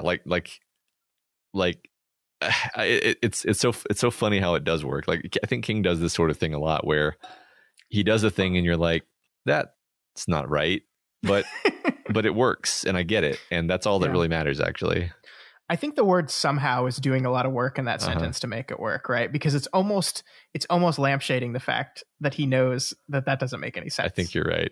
It's funny. I've noticed some writers that I actually generally like have certain tics where they'll throw the like a connecting phrase, like some kind of, into the middle of their sentences, instead of just, because you could just leave that out and the sentence would still work.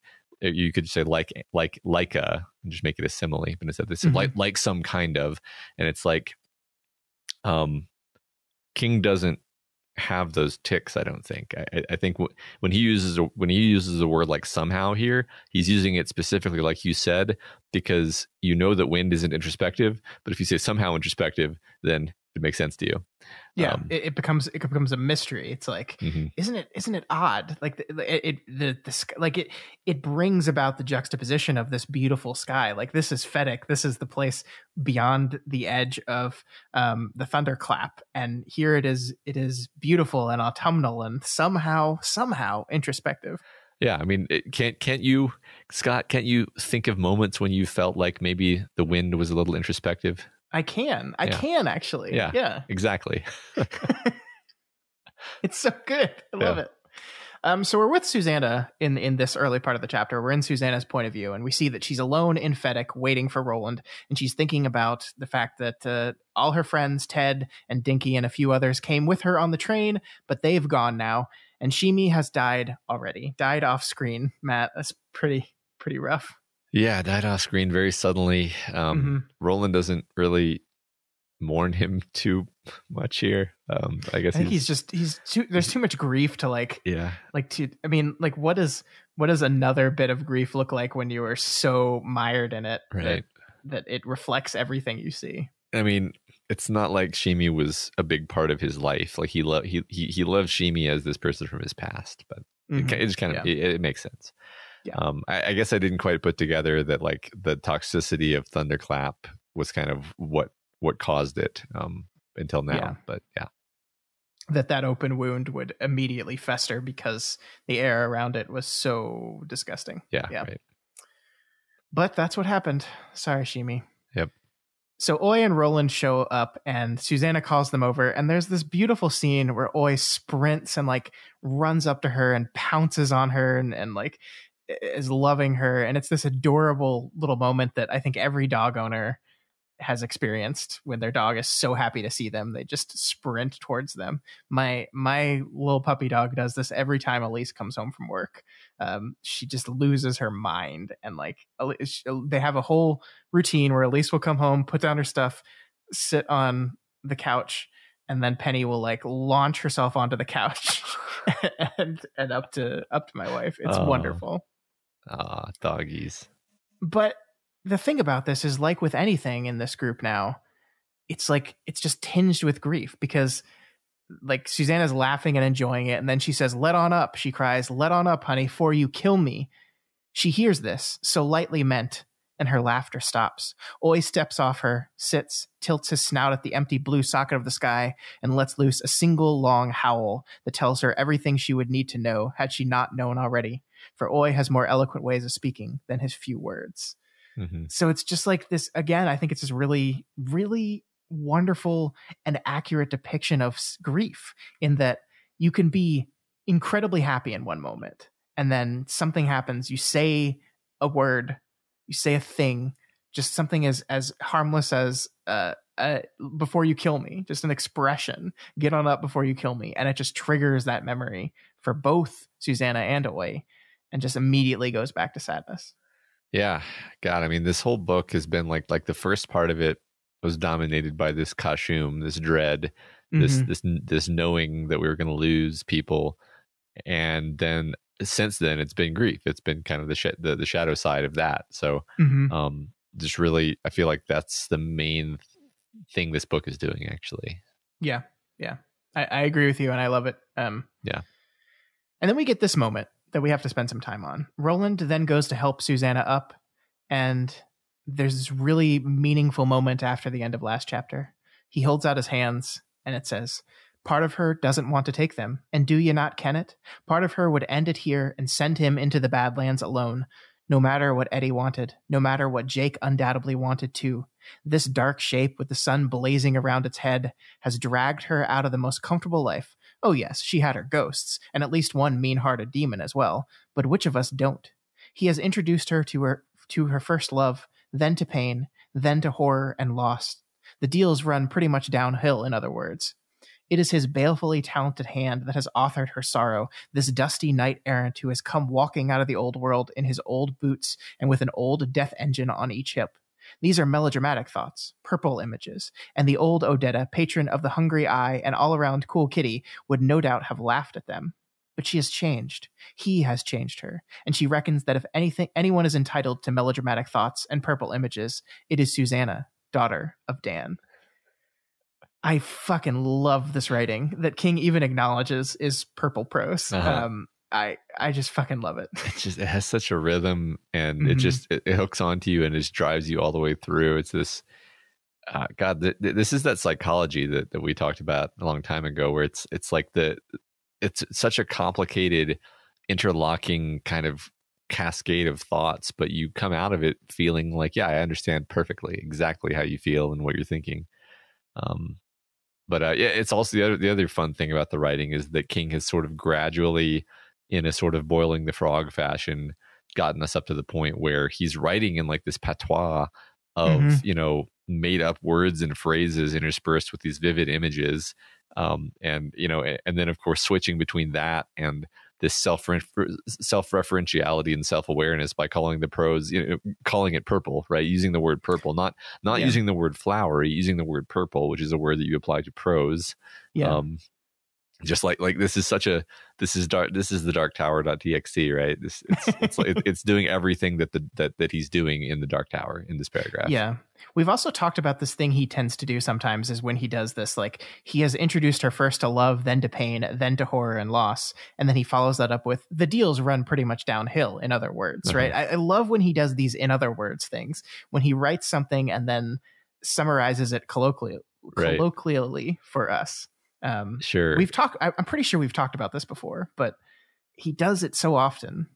And I really love it. I mean, it's a cool trick because he gets to have his cake and eat it too. He gets to say he gets to say the melodramatic thing, and then he gets to kind of like wink at you, across the the bar or the fire or whatever. Yeah, wherever he's telling us this story, fully aware of how it sounds. I think he does this a lot, and he does sometimes fall into the kind of writing where you do imagine the story is being told by a wizened old storyteller sitting around a fire, where he's going to tell the story to you and then he's going to interject with his own personal thoughts and winks. He writes like that very specifically at times, and I do think this is one of those. Yeah, it's great. I love it. So like outside of the writing itself, like this is the moment where we're kind of afraid of this. Like on the one hand, I think part of us wants Susanna to say no, to say, fuck you. I'm done. I retire. Give me that gold watch. I'm going to retire. But part of you just had Roland say, as long as Susanna comes with me on this last trail, I'll be okay. So you're like, you're torn here. Yeah, genuinely. Yeah. I could see it going either way. I didn't know which way I wanted it to go. I mean, I suspect that she's going to go along with him and then something horrible is going to happen to her, but we'll see, I guess. Yeah, I mean, because that's exactly what happens here. Susanna does not turn him away. Susanna takes his hands and gives him a kiss on the mouth to say, I'm with you all the way here. And this is when she informs him of Shimi's death, which is just another death to Roland's quest.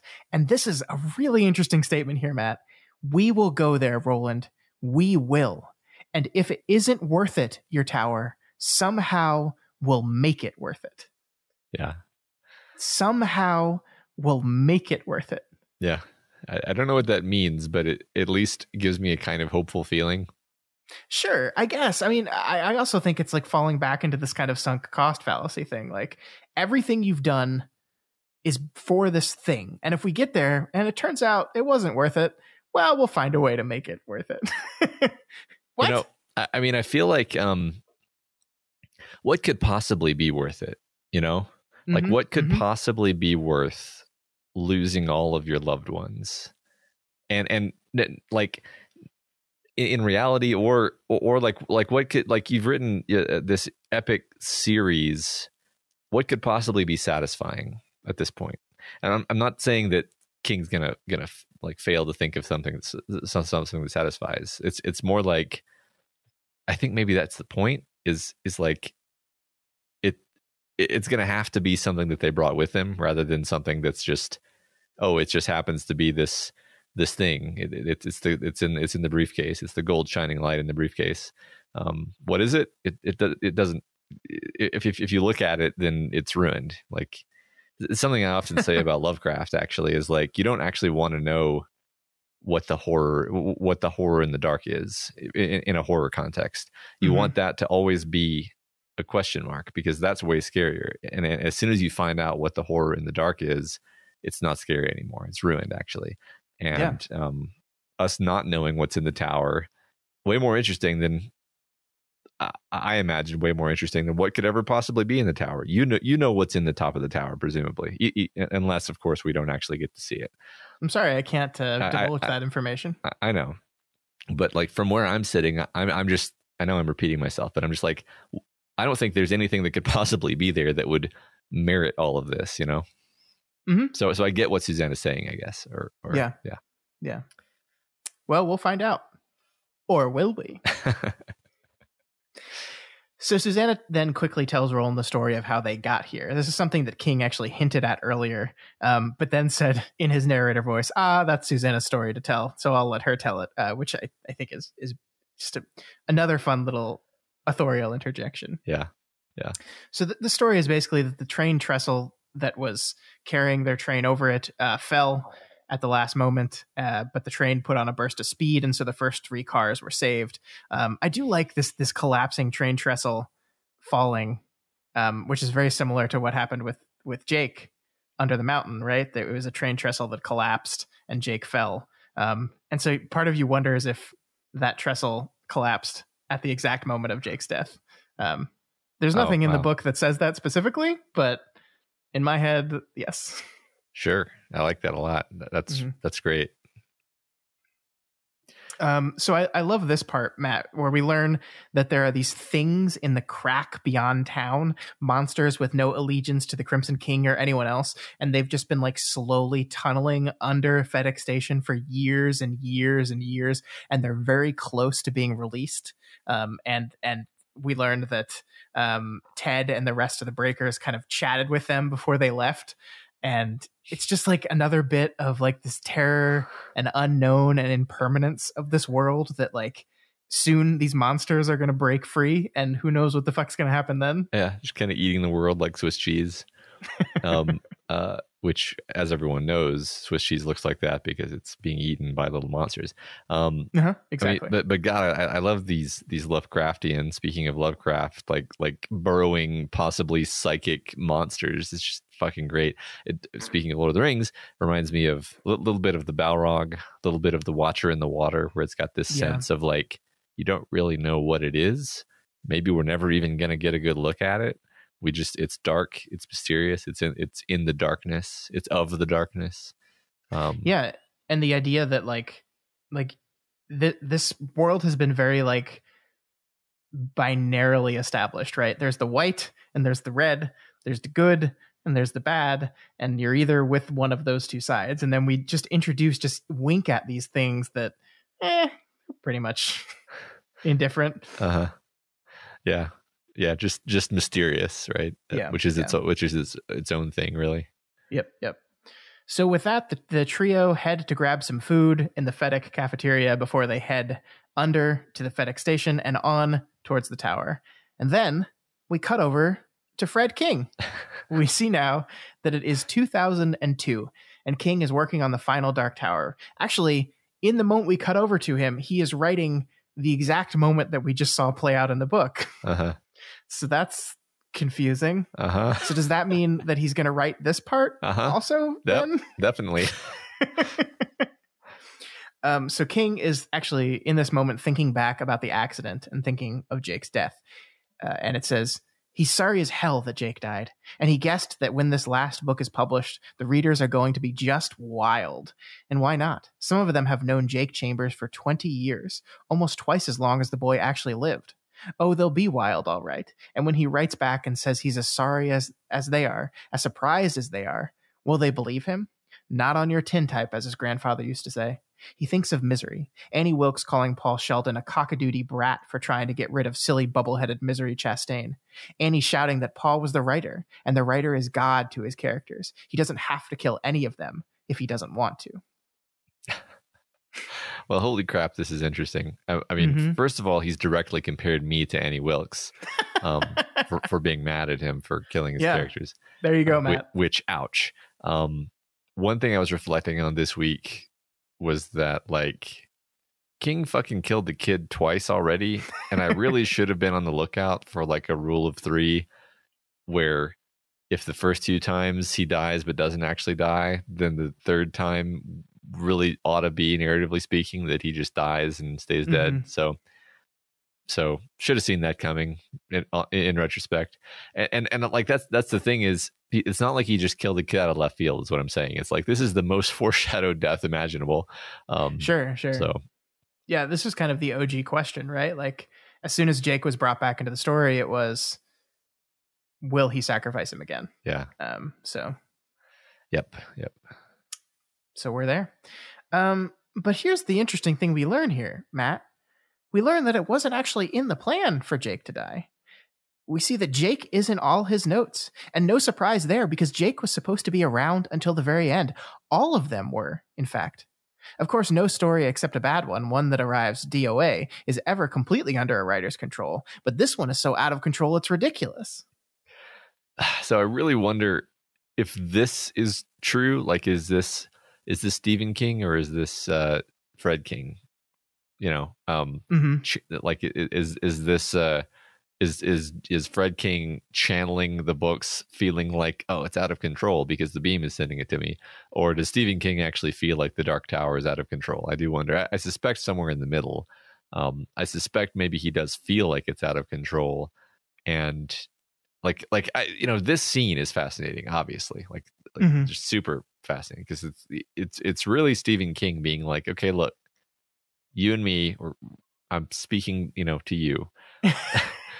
I need you to understand where my head's at as the writer before we go forward, because we're all aware that this is a weird book and we've made a lot of weird choices to get to this point. But I just wanted to touch base with you before we get back into the story, Yeah. I mean, this serves as the end of the third part. And as we move into the fourth part and the fifth part, which are shorter parts of the book, it's moving towards the climax of both the novel and the series. And in those moments, right before we do this, we have Stephen King kind of like gathering us around again and saying, all right. Yeah. All right. So this is kind of weird, right? Yeah. And yeah, you wonder, like, when Stephen King brought Jake back, did he really think that he was going to get to the end of the story with Jake still alive? Did he really believe that? Because like you were talking about, it seemed so obvious or apparent that the choice of whether or not he will sacrifice Jake again was just going to lie in Roland's path at some point on this journey. Like, it was just that choice was going to have to be put before him again. And so is this saying that in King's mind, like, Roland was going to say no and say, no, I will not sacrifice him. And from a metatextual perspective, is the reason why things are changing suddenly is because our characters have literally pushed back against Ka, and Ka, being the story, have warped it around their desire for the ending, you know? Like, yeah, I mean that's interesting. I was I'm processing what you said, but also my first thought was like, well, maybe Ka needs to get Roland to the Dark Tower. Ka being the story needs to get Roland to the Dark Tower, and because like you can't. Roland could not have climbed to the top of the Dark Tower with Jake. That would not have been narratively satisfying. That would have been thematically incoherent. We would have complained. I would have been like honestly, I would have been like, oh, I thought that there was like a theme going on here, but I guess not, because he didn't have to.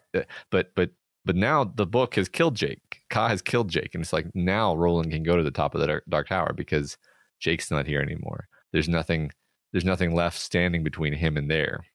sure. I mean, unless you count Susanna, which, we'll see what happens there. Yeah. So But this is interesting, right? Because we can play what if for a minute, right? What if they defeated the forces of the Devartoy?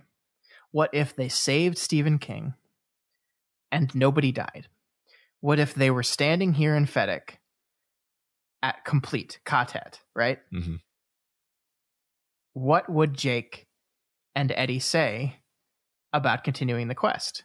Would they go, yeah, man, let's do it. Let's go to the tower. Would they be like, all right, I kind of want to go home now. What would they say? And how would they influence Roland? Because, I mean, you are right that it is interesting that the person we are left with here at the end is Susanna, who is arguably, as we have noted several times throughout the story, the one who was least addicted to the tower. Yeah. The one who was least drawn to the idea of getting there and seeing the place and seeing that end point. And this is the one that is left with Roland now at the end. And she just kind of says, nah, man, we're going to get you there. We're going to go. Yeah. I mean, I feel like Eddie wanted to see the tower for himself. Mm-hmm. I feel like Jake, I don't know if Jake actually wanted to see the tower so much as he wanted to see the Field of Roses, but maybe that adds up to the same thing. Maybe less than Eddie, but still somewhat. But then, like you said, Oy doesn't care at all, other than to help, than to serve what Jake told him to do. Mm-hmm. And I think Susanna might not care at all, other than to serve what Eddie would have wanted. Both of them are basically doing it for their loved ones at this point, and out of maybe some sense of friendship and love for Roland, but not because Susanna wants to see the tower. That's interesting. Definitely. Yeah. Just things to think about as we approach the end. Yeah. All right, Matt. So let's wrap up this week's reading with the end here. We see lying on the coffee table is one that came via FedEx from his office in Bangor just this morning, the complete poetical works of Robert Browning. It contains, of course, Child Roland to the Dark Tower Came, the narrative poem that lies at the root of King's long and trying story. An idea suddenly occurs to him, and it brings an expression to his face that stops just short of outright laughter. As if reading his feelings, and possibly he can, King has always suspected dogs are fairly recent emigres from the great I Know How You Feel country of Empathica. Marlowe's old fiendish grin appears to widen. One place for the poem, old boy, King says, and tosses the book back onto the coffee table.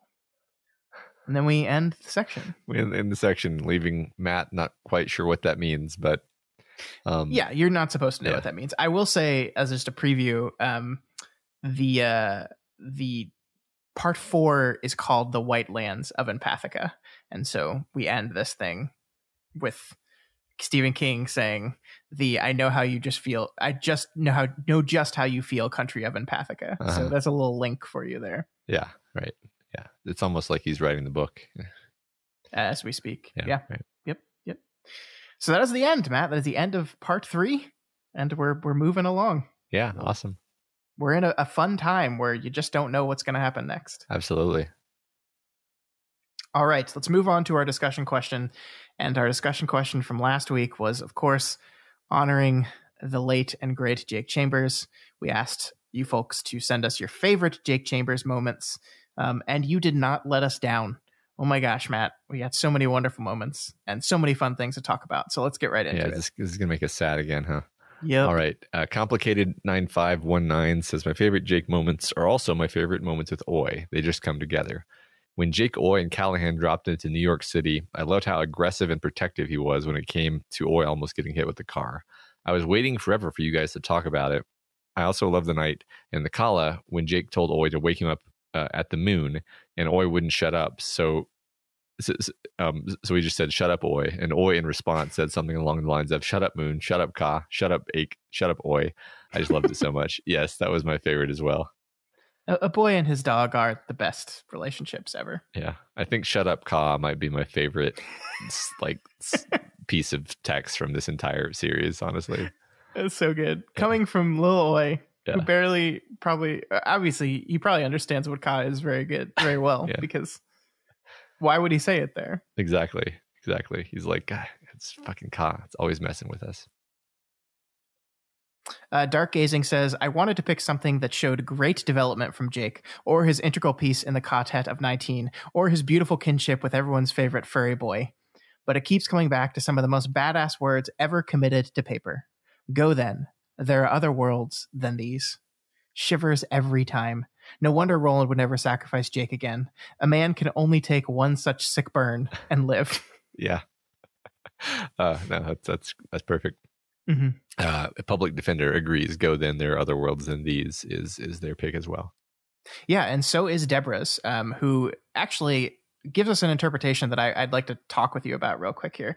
Deborah says, I'll take a stab at the discussion question for this week, more to present an alternative interpretation than a favorite moment. When Roland sacrifices Jake, and Jake says, go then, there are other worlds than these, you and Matt both seem to have ascribed the statement to anger, more of a fine, drop me, whatever. Whereas I have always interpreted it to be a statement of sad acceptance. I release you to do what you need to do. I know there are other worlds for me, which aligns better with Jake's desire to get back to Roland in the wasteland. Being the nearly forgotten child of self-absorbed parents, I think it is his nature to understand and accept that adults will push him aside if he is between them and their desires. With his parents, he kens that they do not care about him, and he dislikes them. But with Greta Shaw and Roland, he experiences kindness and respect, and he loves them and accepts them for who they are. He forgives Roland for the unforgivable, something that I have seen my wife do with her narcissistic mother over and over again. So Matt, what do you think about that? I like that a lot. I think it aligns, as they say, really well with who Jake is as a person. I don't know if I'm like sold to the point where I'm going to change over my mental reading of it, but it's something for me to think about for sure and process. And I think it might even make that moment hit harder if it's a sorrowful and a sorrowful rather than angry line. Yeah. You know, the part that I think I especially liked is this idea that like Jake is just so used to his parental figures letting him down in this way that he's just like, here we go again. Yeah. I think that fits perfectly with who we understand him to be as we learn more about him in the rest of the books. So I liked it a lot. Yeah. I still kind of see, I agree with you. I still kind of see resentment and anger in it, than sadness and acceptance. But I think it could be both. And I do agree. Like, I think there's plenty of ways to read this statement. And when we originally got to it in the first book, I didn't want to like push too many different interpretations on you because I didn't want to spoil what was to come and how we would get to learn a whole lot more about who Jake is as a person. But I think this is a great opportunity. And I appreciate you, Deborah, kind of circling back to that because it allows us to think about this in the context of his full arc in the story. Yeah, I mean, he definitely had resentment toward Roland during their journey through the cave, so I think there was probably some resentment in there, but I think it was complicated. I think there were a lot of things going on there, so that it's worth it to revisit, for sure. Yeah, definitely. Pear Jane says, I wanted to come up with something really eloquent, something that demonstrates his vulnerability and the tragedy of his lost childhood, but furiously grieving Jake sharpshooting the wolves is something I want to see. Also, giving Per Callahan a crash course in blitzkrieging the low men, telling him to scream and not stop is also perfection. We know at some point Roland taught him that, and he's cucumber cool as he passes on the knowledge to someone easily 5 times his age. Scream at them, Jake said. I'll be doing the same, and I'll be moving, maybe running, more likely at a good fast walk. Make sure that every time I looked I look on my right, I see the side of your face. In short, I'm a selfish enough reader that character-wise, his childhood is the price I'm willing to pay for MFing badass Bango Jake. Don't love the cynicism or the smoking, but motherfucking badass Bango Jake, it is it. That's wonderful. That's fun. I agree. Next we have HCVC, who says, I can't say I have one favorite Jake moment, although a good candidate is him trying to survive versus the classic Stephen King monster house, which was an unexpected bit of horror for me. Also, him switching bodies with Oi was pretty crazy. He also matured really quickly and became a stone cold killer by the end. The kid had a heartbreaking story, and I bawled when he died with such bravery. Yeah, that's a good point. We actually, I didn't talk about this, but we had a listener kind of send in an Oi theory they had about the body switching thing, which was that right before Jake's death, he and Oi switched consciousnesses, and so it's Jake inside Oi for the rest of the story. I don't think that's true. I think the moment where we got to see in Oi's point of view this week, like, definitely rules that out in my mind, but I think it's fun. I think I'm sorry I'm not giving you credit for this, but they said that when he says I ache at the end there, he's actually saying, hey, I'm Jake. I'm Jake, yeah. Yeah, I mean, it's now that I think of that as a possibility, I do wonder if King didn't put the momentary Oi POV in as a way of saying it's not Jake. Because he clearly is thinking like, I'm going to follow Jake, the boy that I love, into heaven when I die. So yeah. Yes. And I mean, like, if there is a part of you that I think wants to see this very kind of brief, quick moment where they introduce the possibility of this mind switching, consciousness switching thing, and thinking that as a setup for something later. So I understand why you would kind of clue in on that interesting thing, but yeah, I think this week kind of rules that out. Yeah, I wish it weren't so, but I don't know though. Like that would make me sad for Oi. Like, let's like, would it be Jake saying Oi switch with me, or would it be Oi saying I will die for you? I bet it would be Oi doing it. I bet it would. I don't know if Oi has that power. I don't think he it does. Would have to be initiated by Jake. That's the thing. He's not the psychic one. Although that would be kind of funny if, like, the whole time it was actually Oi who was like the powerful psychic of the group, and he was just sort of like facilitating Jake, actually. Like, just like how what's his face brought again as a facilitator. Oi is this yeah, okay, headcanon accepted. All right. Darian Tyros says, the absolutely hysterical moment when Jake expects to be reprimanded for his completely insane poem, Blaine is a pain, and that's the truth. But instead, his teacher treats him like he could be the next Shakespeare. Way to go, Jake. You're accidentally a great poet. Definitely feel like King was saying something about English classes in this moment. And then they go on to say, thanks for being incredible, Jake. No more worlds for you, but you've more than earned the rest. Your life, though tragically brief, was incredible. Yeah, I think realizing that English class is in some ways kind of bullshit is an important rite of passage for every young person, and Jake got his younger than most do. Yep. Walking Dude 22 says, Jake Chambers has so many excellent moments. I can narrow it down to 2. I like the moment in the bookstore where he first meets Calvin Tower. Although he's being torn in half by the duality of her circumstances, his interaction here is just fantastic. I can relate so much with the mystical attraction of certain specific books and the introduction of riddling to the story. And I guess I cut off Walking Dude's second one. Sorry about that. But I liked that first one a whole lot. Yeah, I mean, bookstores are literally magical. So it's true. Bricks says, my favorite Jake moment comes from his reintroduction in the Wastelands. The whole section of him going slowly more and more and more insane is genius put to paper. It also is a perfect use of Stephen King's signature move, the subconscious parenthesis, in which an underlying thought is interjected in the middle of a sentence. It even rhymes with his end, as we see the same in the last description of King's walk right before he is hit and dies, doesn't die. I love it. Yeah, that's cool. That is a cool mirroring. Yeah, I forgot. Yeah. I mean, that's one of those things where I audiobook, so I forget or I never noticed that there's actually the parentheticals, but I kind of hear them.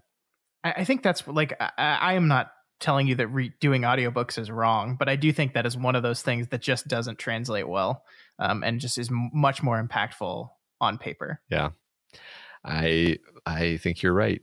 Let me just rearrange my whole life so that I have time to sit down and read books. Good. You do that. All right. Just become a Calvin, man. No, you just all day, 8 to 5. Okay. Stephen King. Fine. Pay me. Please, someone give us a whole lot of money to do that. Patreon.com/DPmedia. All right. Next we have Damien to me 1111.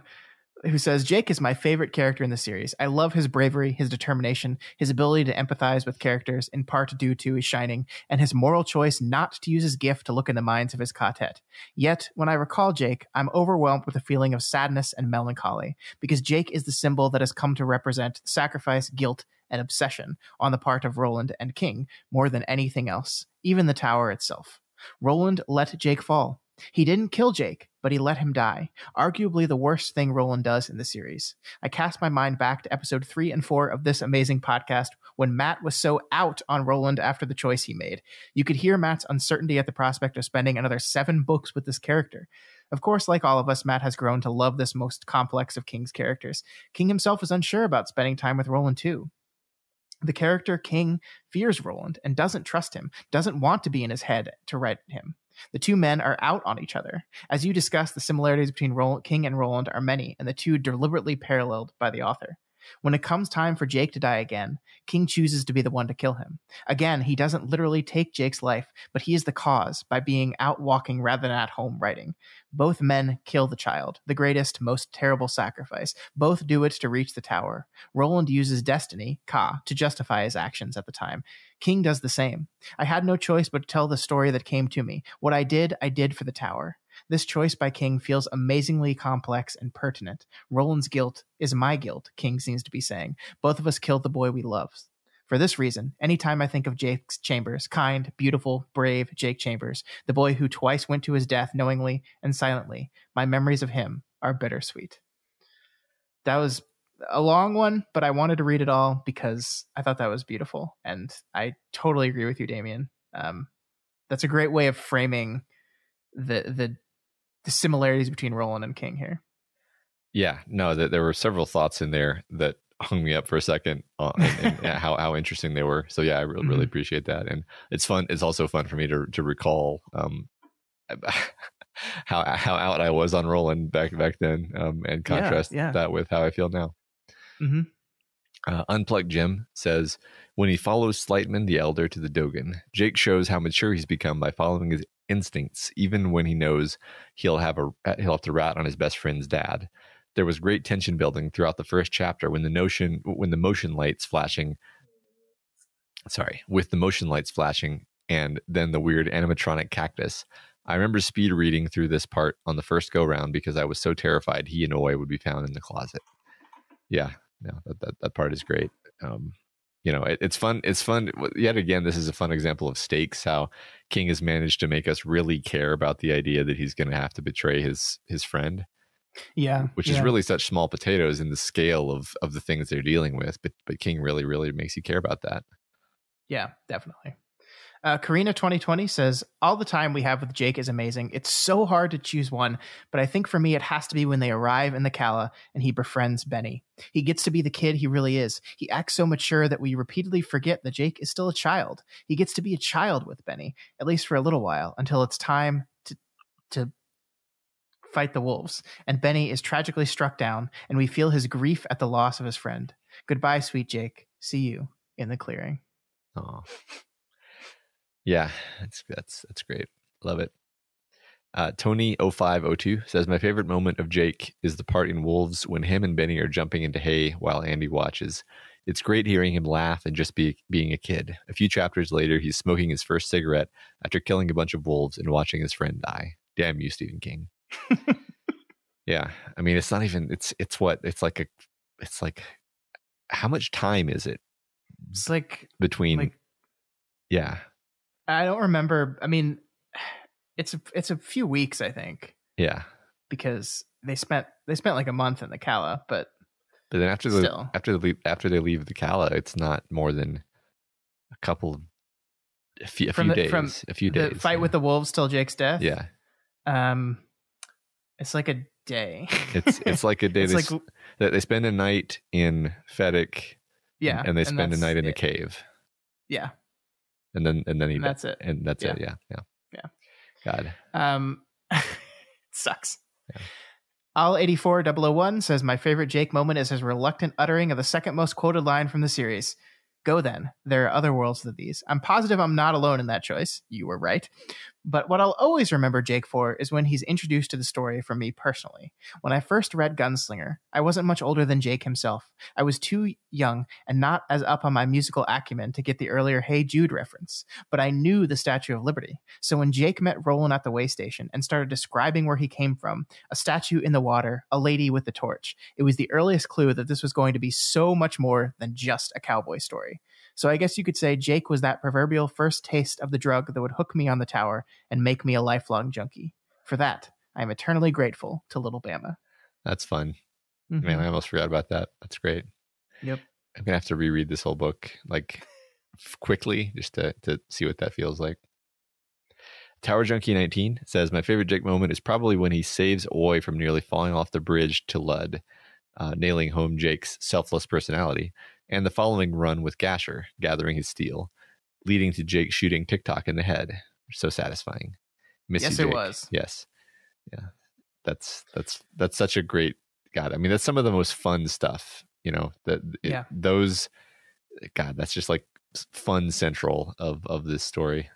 Don't you just miss it? Don't you just miss when everyone was together and they were all happy and doing fun stuff? I do. That's why I'm going to end up rereading it 15 times, I think. Yeah, that's why everyone ends up rereading this series, man. Yeah, makes sense.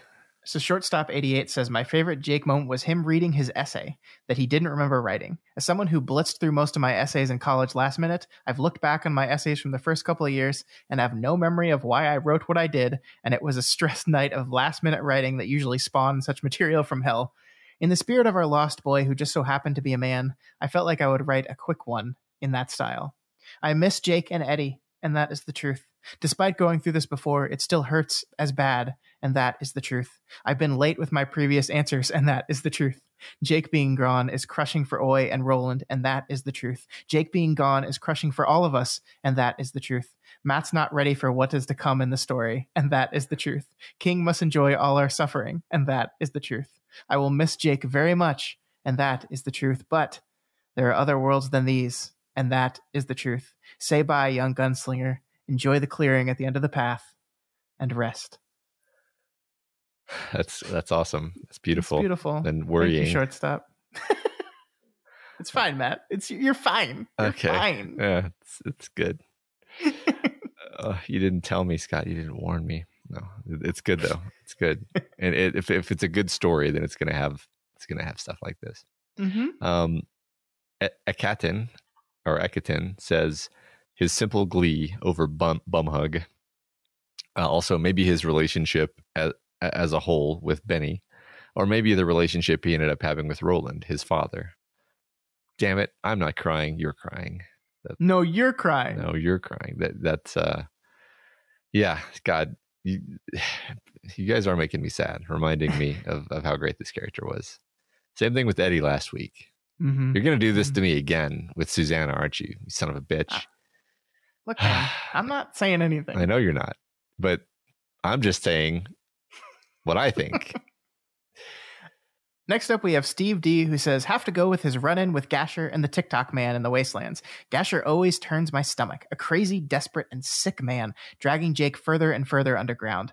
Although Jake was worried and at times thought he was going to die, he didn't freak out. I would have been crying and screaming the entire time.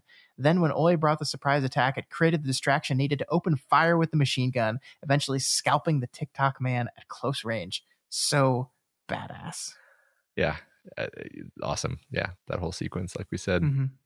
Steve B says, I think my favorite Jake memory is My Understanding of the Truth essay back in the Wastelands. The essay does such a beautiful job of capturing Jake's descent into madness and hinting at his gift of the touch.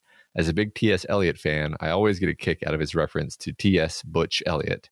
It's these tiny little comedic beats peppered throughout the text that make me enjoy this series so much.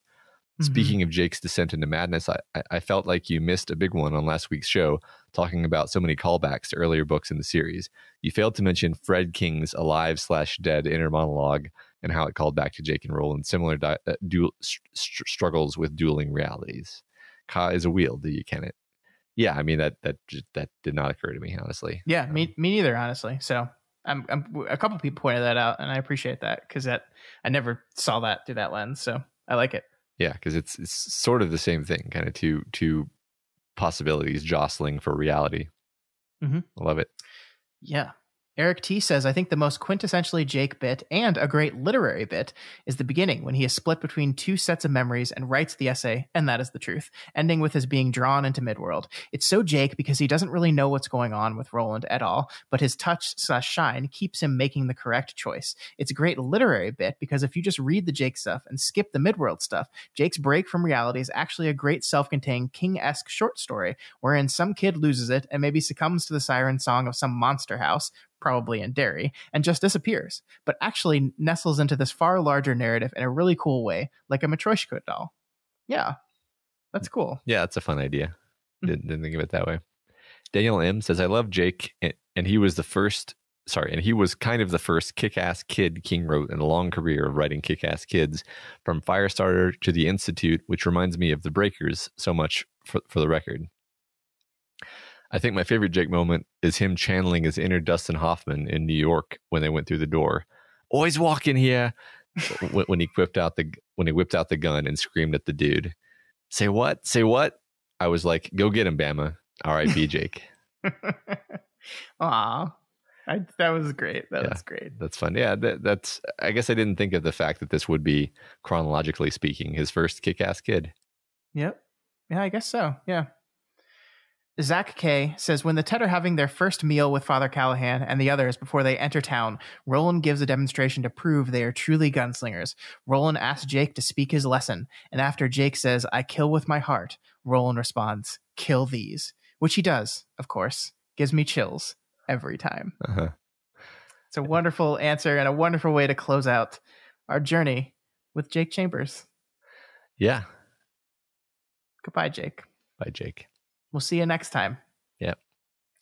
All right, folks. Next week's question, which thank God does not have to be a memorial for any kind of character we've lost, because we have a respite from death for a little bit. I mean, I guess we could have done a Shimi one, but that just doesn't feel the same. No. This is a fun question. It's kind of more of a creative exercise here. We want you folks to describe your own version of the Turtle Fountain Park that lies across from the Dark Tower. What does your version of this look like? Is it a turtle? What animal is there? What is the song that is being sung? What does it look like, and how does it make you feel? Yeah, I think this is a fun one, right? Yeah. Or maybe is there a real place that kind of is your Turtle Fountain Park? Oh, I like that too. Yeah. Maybe make one up, or is there a place you go to that feels like your own place to like gather yourself, gather energy, feel at peace with the world and the universe and yourself. Yeah. I like that. Yeah. One or the other. Either make one or tell us about yours. Yeah. Perfect. Love it. Love it. Well, folks, we're done. That is it for us here on Kingslingers. Next week's The Novel's penultimate part begins as we cover the first 3 chapters of Part 4, The White Lands of Empathica. Yeah, remember you can reach us at kingslingerspod@gmail.com or on Twitter at kingslingerspod, and the subreddit r/doofmedia. Generally the best place to answer the discussion questions and maybe just post some crazy Stephen King memes. Yeah, and as we kind of get to the end of this book and near the end of the show, we've got a few more things to do after this book ends. I would like you guys to reach out to me via email, kingslingerspod@gmail.com, as Matt just said, and let me know what books you think we should cover in season 2, and possibly which order you think we should go in, because I think I have a pretty solid list of the books I would like us to read as season 2, the books that are not Dark Tower books, but adjacent to Dark Tower books. And but I'm curious what you guys think, so I'm going to kind of crowdsource this a little bit. So reach out to me at kingslingerspod@gmail.com and let me know what books you want to see and what order you think we should do them in. Awesome. And if you are not already subscribed to Kingslingers, folks, come on. It's episode 53. What are we doing here? Yeah. Go to Go to Apple Podcasts, go to Stitcher, go to Spotify, go to YouTube, go to Google Play, go to all of those things and click that subscribe button. Like and subscribe. Woo! Woo! Yeah. Yeah, if you like any of our shows and you want to support us at the Doof Network, then please consider heading on over to patreon.com/doofmedia and throw in some money our way, because it really does help us to decide every week to sit down in front of these microphones. Yeah. Special thanks. And do all the work we do before we have to sit down in front of these microphones. Yeah. Every moment's a struggle, but when I see that Patreon number, anyway, special thanks to new patrons: Doof Troopers, Jill L, Arthur, and Claire M. Thank you. That says Charlie, Matt. Jesus Christ, I slept about 4 hours last night. I don't know if that's coming across, but I did. Charlie M. Jesus Christ, God. Thank you so much to all three of you, and Claire too. There might be a Claire out there. I don't know. Yeah. If there's a Claire out there supporting us, thanks to you as well. Yeah. Thanks in advance for the Patreon money that you're about to send us. But yeah, you three and everyone else at our Doof Troop level and above can now listen to our 4th Other Levels of the Tower about Secret Window. So go do that. You should, because you can now. So thank you. Thank you so much. And thank you to every one of you that donate at whatever level you can afford to donate at. We really appreciate all those donations. As Matt said, it really inspires us. It helps us. And it gets us a little bit closer to my dream job of doing nothing but reading Stephen King all day, every day. Mm-hmm. And occasionally, I guess, doing a podcast about it. Like, I can't just read it. I have to do reports, Yeah. I mean, sure. Justify your existence. If you cannot afford to donate right now, that is, of course, absolutely okay. You help us out just by listening, just by sharing, just by retweeting, just by talking about us anywhere. Talk about us anywhere and everywhere. Or you can help us out by leaving us a rating and a review on Apple Podcasts or your podcatcher of choice. This week's Spotlight review comes from YV and a bunch of numbers, who gives us 5 stars and says, "Amazing insights. I love this. This podcast is fantastic. The close reading is really revealing the details most just won't catch as they read the books. I'm a constant reader, and I really appreciate how they analyze King. My heart was hurting after I finished my first journey to the tower, but with a newborn, it's difficult to actually reread the books. This was the perfect compromise and a wonderful COVID binge. I'm about 20 episodes in, 40 hours, and I can't wait to catch up so I can send in timely discussion questions. But I'm also loving the binge of backlog episodes. I feel like I found friends to watch the Kotets journey with. Keep it going." Well, this was, I think, from back in October, so I hope you've caught up by now. You've numbers. And thank you so much for the kind words and the review. And thank you to all of you who have sent in those reviews. We're working our way through them, and we really appreciate that so much. Yes, that is very motivating to know that it's helping people get through the COVID slog. Yes, definitely. And the newborn, the journey, which is something that I'll be partaking here in 66 days. Yes. Oh my God. Empathize very much with that. Baby coming. Mm-hmm. All right, folks. We'll see you right back here next week as we begin the last few legs of our journey to the tower and what awaits at the top. Long days and pleasant nights. And may you have twice the number.